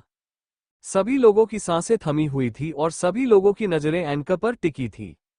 एंकर ने एनवलप ओपन किया और एक्साइटमेंट के साथ कहा, आज की विनर और कोई नहीं बल्कि कोहिनूर की मिस सिमरन भाटिया है, प्लीज आप स्टेज पर आ जाए। सिमरन का नाम सुनते ही दिशा और आर्यन ने खुशी के मारे एक दूसरे को गले लगा लिया और आर्यन ने उसके कान में धीरे से कहा, thank you so much again. और उधर नाम अनाउंस होते ही समीर और राशि हमेशा की तरह परेशान होकर एक दूसरे की ओर देखने लगे और दूर बैठी विनती गुस्से से राशि को घूर रही थी और मन में खुद से कहने लगी, इस लड़की ने बातें तो बहुत बड़ी बड़ी की थी, खैर कोई बात नहीं, मेरा आप भी एक बड़ा दांव बाकी है। ये सोच लो फेक स्माइल देकर तालियां बजाने लगी। स्टेज के पीछे मौजूद सिमरन, उसे यकीन ही नहीं हो रहा था कि स्टेज में उसका नाम पुकारा गया है। शनाया ने उसका हाथ पकड़कर कहा, जाओ सिमरन, तुम्हें बुलाया जा रहा है एंड कांग्रेचुलेशन। सिमरन ने जवाब में स्माइल कर दिया और स्टेज पर पहुंच गई। उसके स्टेज में पहुंचते ही सभी ने जोरदार तालियां बजाई कि तभी एंकर ने उसकी ओर देखकर कहा, कुछ भी कहिए, जिस्मानी खूबसूरती के साथ साथ जिस लड़की के अंदर अंदरूनी खूबसूरती भी हो उसे जीतने से कोई नहीं रोक सकता जैसी खूबसूरती आप में है। कोहिनूर कंपनी के बड़े बड़े बैनर के साथ कोहिनूर कंपनी का स्टाफ सिमरन के पास पहुंच गया और दिशा और आर्यन भी स्टेज पर पहुंचे। उन्हें अवार्ड दिया गया। सूरज बहुत खुश था, वो खुशी के मारे जोर जोर से विसल बजा रहा था। दूर बैठा समीर हमेशा की तरह गुस्से में था और इवेंट बीच में ही छोड़कर उठकर वहां से चला गया। उसे जाते देख राशि भी उसके पीछे चली गई और उसके ऑफिस के स्टाफ भी वहां से निकल गए। सिमरन को माइक दिया गया और उससे कुछ कहने के लिए कहा गया। माइक पकड़ते हैं उसने अपने पास खड़ी दिशा की ओर देखकर कहा, ये मेरी रोल मॉडल है और मैं भी इनकी तरह बनना चाहती हूँ और इन्होंने मुझे पहले बार मौका दिया और मुझ पर इतना यकीन किया, बस आज जो कुछ हुआ है दिशा में उनकी बदौलत है। ये बोलते हुए उसकी आंखें नम हो गई। उनके फैशन इवेंट का लाइव टेलीकास्ट टीवी पर भी शो हो रहा था जिसे दिशा की दादी अपनी टीवी पर बैठकर देख रही थी। उसने जैसे ही दिशा और आर्यन को देखा उसने तेज आवाज लगाकर निशा को बुलाकर कहा, जल्दी आ निशा, देख टीवी पर मेरी बच्ची आ रही है, जल्दी आ। निशा भी रसोई से भागकर दादी के पास आकर बैठ गई। आर्यन ने माइक लिया और कहा, एक बार फिर से थैंक यू सो मच दिशा, ये अवार्ड हमारा नहीं बल्कि तुम्हारा है। तुम ही ने हमें सिखाया है, कोहिनूर को सिखाया है कि अच्छा वक्त कभी भी किसी भी मोड़ से शुरू हो सकता है। ये कहते हुए आर्यन ने अवार्ड दिशा के हाथ में पकड़ा दिया। बहुत ही खुशनुमा माहौल था। दादी और निशा भी नम आंखों से टीवी पर आर्यन और दिशा को देख रही थी। दूसरी ओर समीर राशि के साथ फैशन इवेंट से निकल चुका था और वो काफी गुस्से में था। उसकी गाड़ी उसका ड्राइवर ड्राइव कर रहा था। राशि ने उसे समझाते हुए कहा, समीर कंट्रोल योरसेल्फ, अगर इस बार हम हार गए तो हमेशा के लिए हार जाएंगे। उसकी ये बात सुनकर समीर सवालिया नजरों से उसकी ओर देखने लगा। फिर राशि ने अपनी बात कंटिन्यू करते हुए कहा, बड़ी मुश्किल से हमने विनती को अपने साइड किया था, याद रखना उसके पास कोहिनूर के लिए सॉलिड प्लान जिसे दिशा साहनी नहीं बचा पाएगी। समीर ने गुस्सा करते हुए कहा, शीट, लेकिन इस दिशा का दिमाग मानना पड़ेगा, ना जाने कहां से ये शनि बनकर मेरी कुंडली में आ गई है। हर बार आर्यन को हारते देखना चाहता हूं लेकिन मेरे साथ हर बार ही उल्टा हो जाता है। ये कहते हुए वो उसकी ओर देखने लगा पर राशि एक बार उसे फिर समझाते हुए कहा, समीर हमने तो अपना 100% दिया था ना। समीर ने लगभग चिल्लाते हुए कहा, तो फिर उन्होंने क्या 200% दिया था। ये कहते हुए समीर विंडो के बाहर देखने लगा। राशि उसके कंधे को अब भी सहला रही थी। फैशन इवेंट खत्म हो चुका था। दिशा ने सिमरन की ओर देखकर कहा, क्या तुम हमारी परमानेंट मॉडल बनोगी? सिमरन ने खुश होकर हाँ में सर हिला दिया और कहा, मैडम मैंने आपसे कहा ना, आप मेरी रोल मॉडल हैं, आप मुझे जैसा करने कहेंगे मैं बिल्कुल रेडी हूँ। जवाब में दिशा ने स्माइल कर दिया और कहा, ठीक है, कल कोहिनूर आ जाना, हम कल कॉन्ट्रैक्ट साइन कर लेंगे। Thank you so much madam, आपका बहुत बहुत शुक्रिया। ये बोल वो वहां से चली गई। अब दिशा भी सूरज और आर्यन के साथ अपने घर के लिए निकल चुकी थी। वो तीनों बहुत खुश थे। रास्ते में सूरज ने आर्यन और दिशा की ओर देखकर कहा, हमारा इवेंट बहुत सक्सेस रहा और बच्चों कल से तुम्हारा हल्दी फंक्शन होना है। आर्यन ने स्माइल किया और हाँ में सर हिला दिया। दूसरी ओर विनती अपने घर पहुंच चुकी थी और जैसे ही वो विक्रम के बेडरूम में पहुंची, विक्रम ने उसकी ओर देखकर कहा, तेरा चेहरा देखकर ही समझ आ रहा है कि आज इवेंट बहुत अच्छा रहा। विनती कुछ नाराज होती हुई थी, बोली, भाई हर बार इस दिशा की किस्मत इतनी बुलंदियों पर कैसे हो सकती है? विक्रम ने कुछ सोचकर कहा, किसने कहा कि बुलंदियों पर है? बुलंदियों से अब उसकी किस्मत नीचे आएगी जब तू अपना असली दांव खेलेगी। उसकी बात सुनकर विनती स्माइल करने लगी और फिर उसने रजत तो वहां ना देखकर विक्रम से उसके बारे में पूछा। विक्रम ने कहा, उसे मैंने उसके घर भिजवा दिया है, बहुत सही लड़का चूज किया है तूने। इस पर विनती ने जवाब में स्माइल कर दिया। दूसरी ओर दिशा आर्यन और सूरज के साथ अपने घर पहुंच चुकी थी और उनके घर पहुंचते ही दादी आरती की थाल लेकर दरवाजे पर आए और उन्होंने दिशा और आर्यन के माथे पर तिलक किया और उनकी आरती उतारने लगी। दिशा ने सवालिया नजरों से कहा, बेबी डॉल ये सब क्यों? दादी ने स्माइल करते हुए जवाब दिया, आज मेरी बच्ची जीत कर आए हैं, इसलिए उनका विजय तिलक तो होना ही चाहिए। आर्यन और दिशा में एक दूसरे की ओर देखकर स्माइल कर दिया और फिर घर के अंदर आ गए। घर के अंदर पहुंचते ही दादी ने उन्हें सोफे पर बैठने का इशारा किया और उनके बैठते ही दादी ने खुश होकर कहा, बस बच्चों, आज तुम लोगों का फैशन इवेंट अच्छी तरह से हो गया, अब कल से तुम लोगों की शादी की रस्में शुरू हो जाएंगे, ठीक है ना? आर्यन अब भी दिशा के घर में मौजूद था और उसकी बातचीत चल ही रही थी। दादी ने आर्यन की ओर देखकर कहा, कल हल्दी फंक्शन है और तुम्हारे घर से जो हल्दी आएगी वही तुम्हारी होने वाली दुल्हन को लगेगी। ये बोल वो हंसने लगी। आर्यन भी मुस्कुराकर अपने पास बैठे दिशा को देखने लगा। कुछ देर बाद निशा सभी के लिए कॉफी बनाकर ले आए। सभी ने कॉफी पी। फिर निशा ने आर्यन की ओर देखकर कहा, बेटा सच सच बताना, तुम्हारी आंटी को दिशा पसंद तो है ना? उनकी बात सुनकर आर्यन का जवाब आया, आंटी के बारे में मैं नहीं जानता, लेकिन दिशा के अंदर मेरी जान बसती है और उसकी आंखों में मेरे सपने बसते हैं। उसका जवाब पाकर निशा ने जवाब में मुस्कुरा दिया। कुछ देर बाद आर्यन सभी से इजाजत लेकर वहां से चला गया। उसके जाने के बाद दिशा ने दादी को अपना फैशन इवेंट का सारा किस्सा कह सुनाया।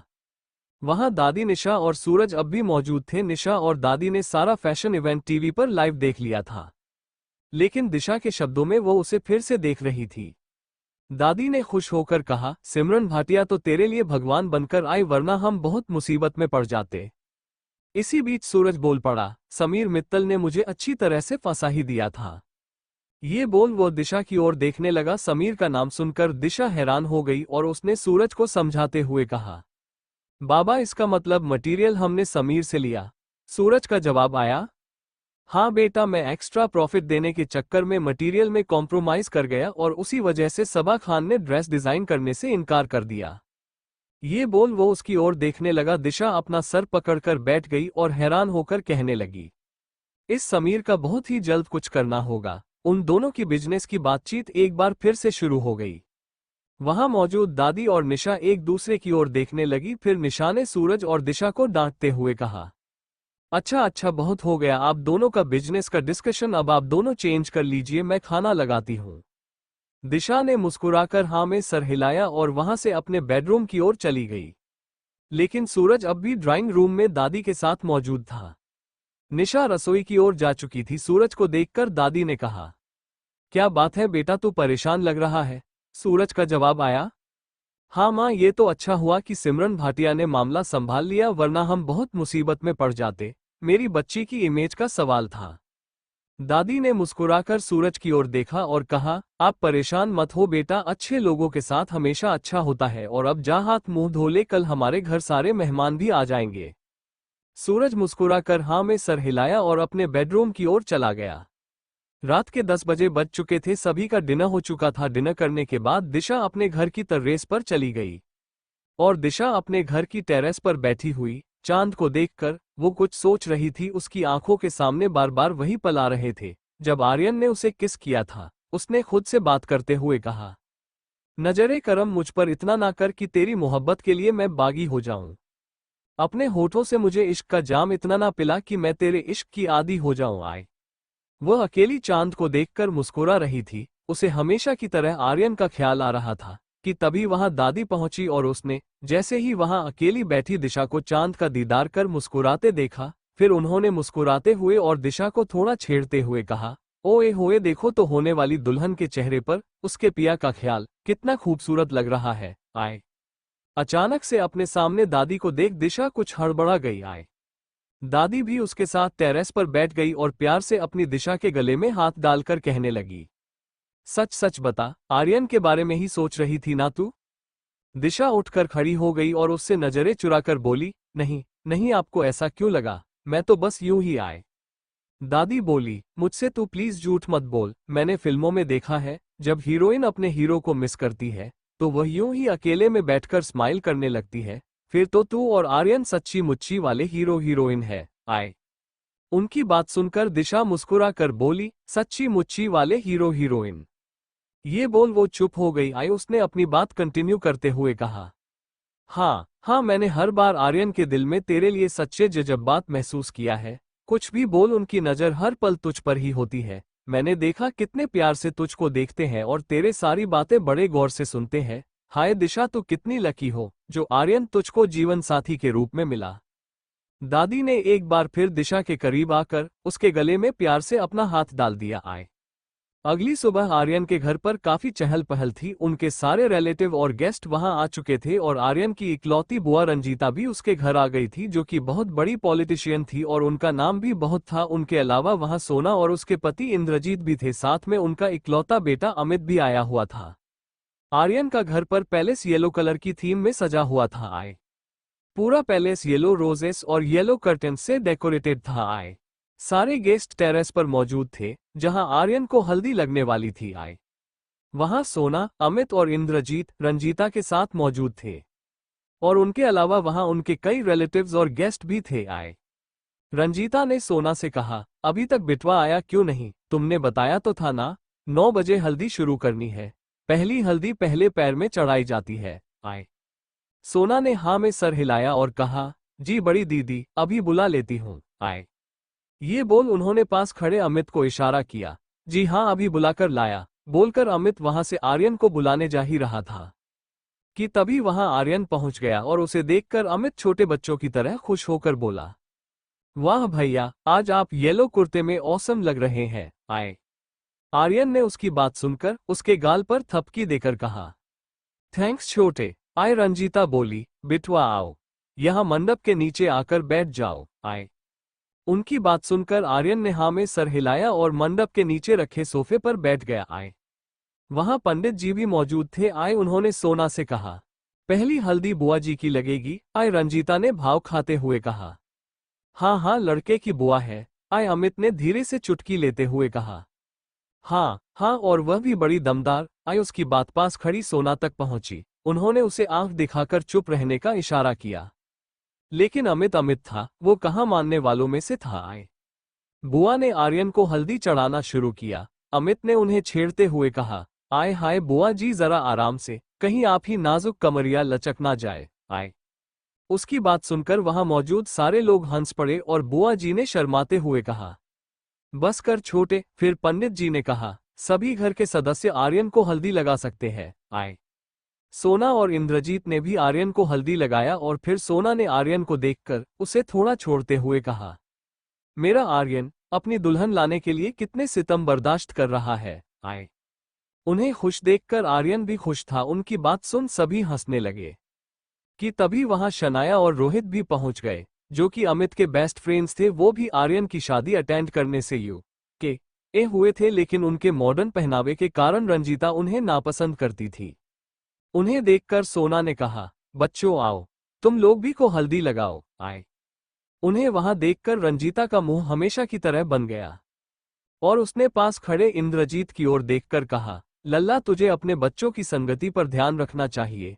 देख ये लड़का और लड़की, कहीं से भी सभ्यता दिखती है, ऐसा लगता है ये लोग दिन भर नशे में रहते हैं। आए। ये कहते हुए वो इंद्रजीत की ओर देखने लगी। इंद्रजीत ने उन्हें साइड करते हुए कहा, बड़ी दीदी बिन माँ के बच्चे हैं बेचारे, इसलिए इन्हें जो समझ आता है वही करते हैं। आए। रोहित की नजर जैसे ही पास में खड़ी बुआ जी पर पड़ी, उसने तुरंत उनके पैर छुए और फिर उन्हें हक कर उनके गालों पर किस कर दिया और कहा, यू आर सो कूल बुआ जी। आए। रंजीता ने उसे धीरे से झटकते हुए अपनी स्टाइल में कहा, चल परे हट हट नास पीटे। आए। हमेशा की तरह रोहित ने उनकी बात नहीं समझी और उसके चेहरे पर बड़ी सी स्माइल आ गई। आए। बुआ जी वहां से दूसरी ओर चली गई। आए। रोहित ने इंद्रजीत की ओर देखकर कहा, हेलो अंकल, बुआ जी बहुत क्यूट है and I think she is also like me. उसकी बात सुनकर वो अपनी हंसी रोक नहीं पाए और जोर से हंस पड़े और उन्होंने हाँ में सर हिला दिया। आए। और उधर सनाया आर्यन के पास पहुंचकर उसे हल्दी लगाने लगी। आए। अमित वही उसके पास में खड़ा था। उसने शनाया को कहा, सनाया भाई को हल्दी जरा अच्छे से लगाना। आए। सनाया ने जवाब में स्माइल कर दिया और आर्यन को हल्दी लगाने लगी। आए। अमित भी शनाया के साथ मिलकर आर्यन को बेतरबीती हल्दी लगाने लगा। आए। वहां रोहित भी पहुंच गया और तीनों मिलकर आर्यन को पूरी तरह से हल्दी लगाने लगे। आए। आर्यन ने खुद को छुड़ाते हुए कहा, ही गाइज लीव मी, क्या कर रहे हो तुम लोग, मेरे पूरे कपड़े खराब कर दिए तुम लोगों ने। आए। अमित ने अपने अंदाज में जवाब दिया, भाई बुआ जी ने कहा है बिटवा को हल्दी जरा अच्छे से लगाना, बस वही कर रहे हैं। आए। कि तभी अमित का पैर स्लिप हो गया और खुद को बचाने के चक्कर में उसने आर्यन का कुर्ता पकड़ लिया। आए। अमित ने खुद को तो संभाल लिया लेकिन बेचारे आर्यन का कुर्ता पूरी तरह से फट गया। आए। आर्यन ने गुस्सा करते हुए कहा, छोटे ये क्या किया तूने, देख तेरी वजह से। आए। वो आगे कुछ बोल पाता कि इसके पहले ही अमित बोल पड़ा, भाई देखिए मेरी वजह से ही सही, लेकिन आपने जिम में घंटों जो पसीना बहाया वो हमें देखने मिल गई आपके 6 पैक एब्स। आए। आर्यन ने उसे कहा, छोटे बहुत पिटने वाला है तू। आए। फिर उसने वहां मौजूद सोना की ओर देखकर कहा, देखिए ना आपके लाडले ने क्या किया, मेरा कुर्ता फाड़ दिया। आए। रोहित हंसते हुए बोला, आंटी हमने कुर्ता फाड़ हल्दी लगा दी। आए। उनकी बात सुन वहां मौजूद सारे गेस्ट्स हंसने लगे। आए। कुछ देर बाद रंजीता सोना के पास पहुंचकर बोली, सोना तुमने दिशा के घर जाने वाली हल्दी तैयार कर ली है ना, पहला शगुन ससुराल की हल्दी से होगा। आए। सोना ने स्माइल करते हुए कहा, जी हाँ मैंने रेडी कर लिया है। आए। फिर उन्होंने अमित की ओर इशारा कर उसे अपने पास बुलाया और आर्यन के पास रखा हल्दी का बाउल अमित को देते हुए बोली, जा जल्दी से इसे दिशा के घर में पहुंचा दे, 12 बजे के पहले ये हल्दी उसे चढ़ जानी चाहिए। आए। शनाया और रोहित भी वहीं मौजूद थे। उन्होंने एक दूसरे की ओर देखा और अमित के पास आकर उन्होंने कहा, हम भी BHABI से मिलने जाएंगे। सोना हंसती हुई बोली, अच्छा ठीक है बाबा, तुम तीनों चले जाओ ये हल्दी लेकर। आए। दूसरी ओर विनती अपने केबिन में बैठकर कुछ काम कर रही थी और उसने कुछ फाइल को बड़े गौर से देखा और खुद से बात करती हुई कहने लगी, दिशा साहनी अब तैयार हो जाओ ये दांव खेलने के लिए। ये बोल वो जोर से हंसने लगी कि तभी उसने अपना लैपटॉप ओपन किया। लैपटॉप ओपन करते ही उसके होश उड़ गए। दोस्तों आखिर ऐसा क्या हुआ होगा जो दिशा के होश उड़ाने की सोचने वाली विनती के खुद ब खुद होश उड़ गए, ये जानने के लिए पढ़ते रहिए आपका favourite novel Kohinoor. Thank you for listening. मुझे उम्मीद है आपको ये स्टोरी पसंद आई होगी। अगर आपको पसंद आई है तो प्लीज लाइक और कमेंट करना ना भूलें और मोर स्टोरीज के लिए सब्सक्राइब करें। मिलते हैं नेक्स्ट वीडियो में।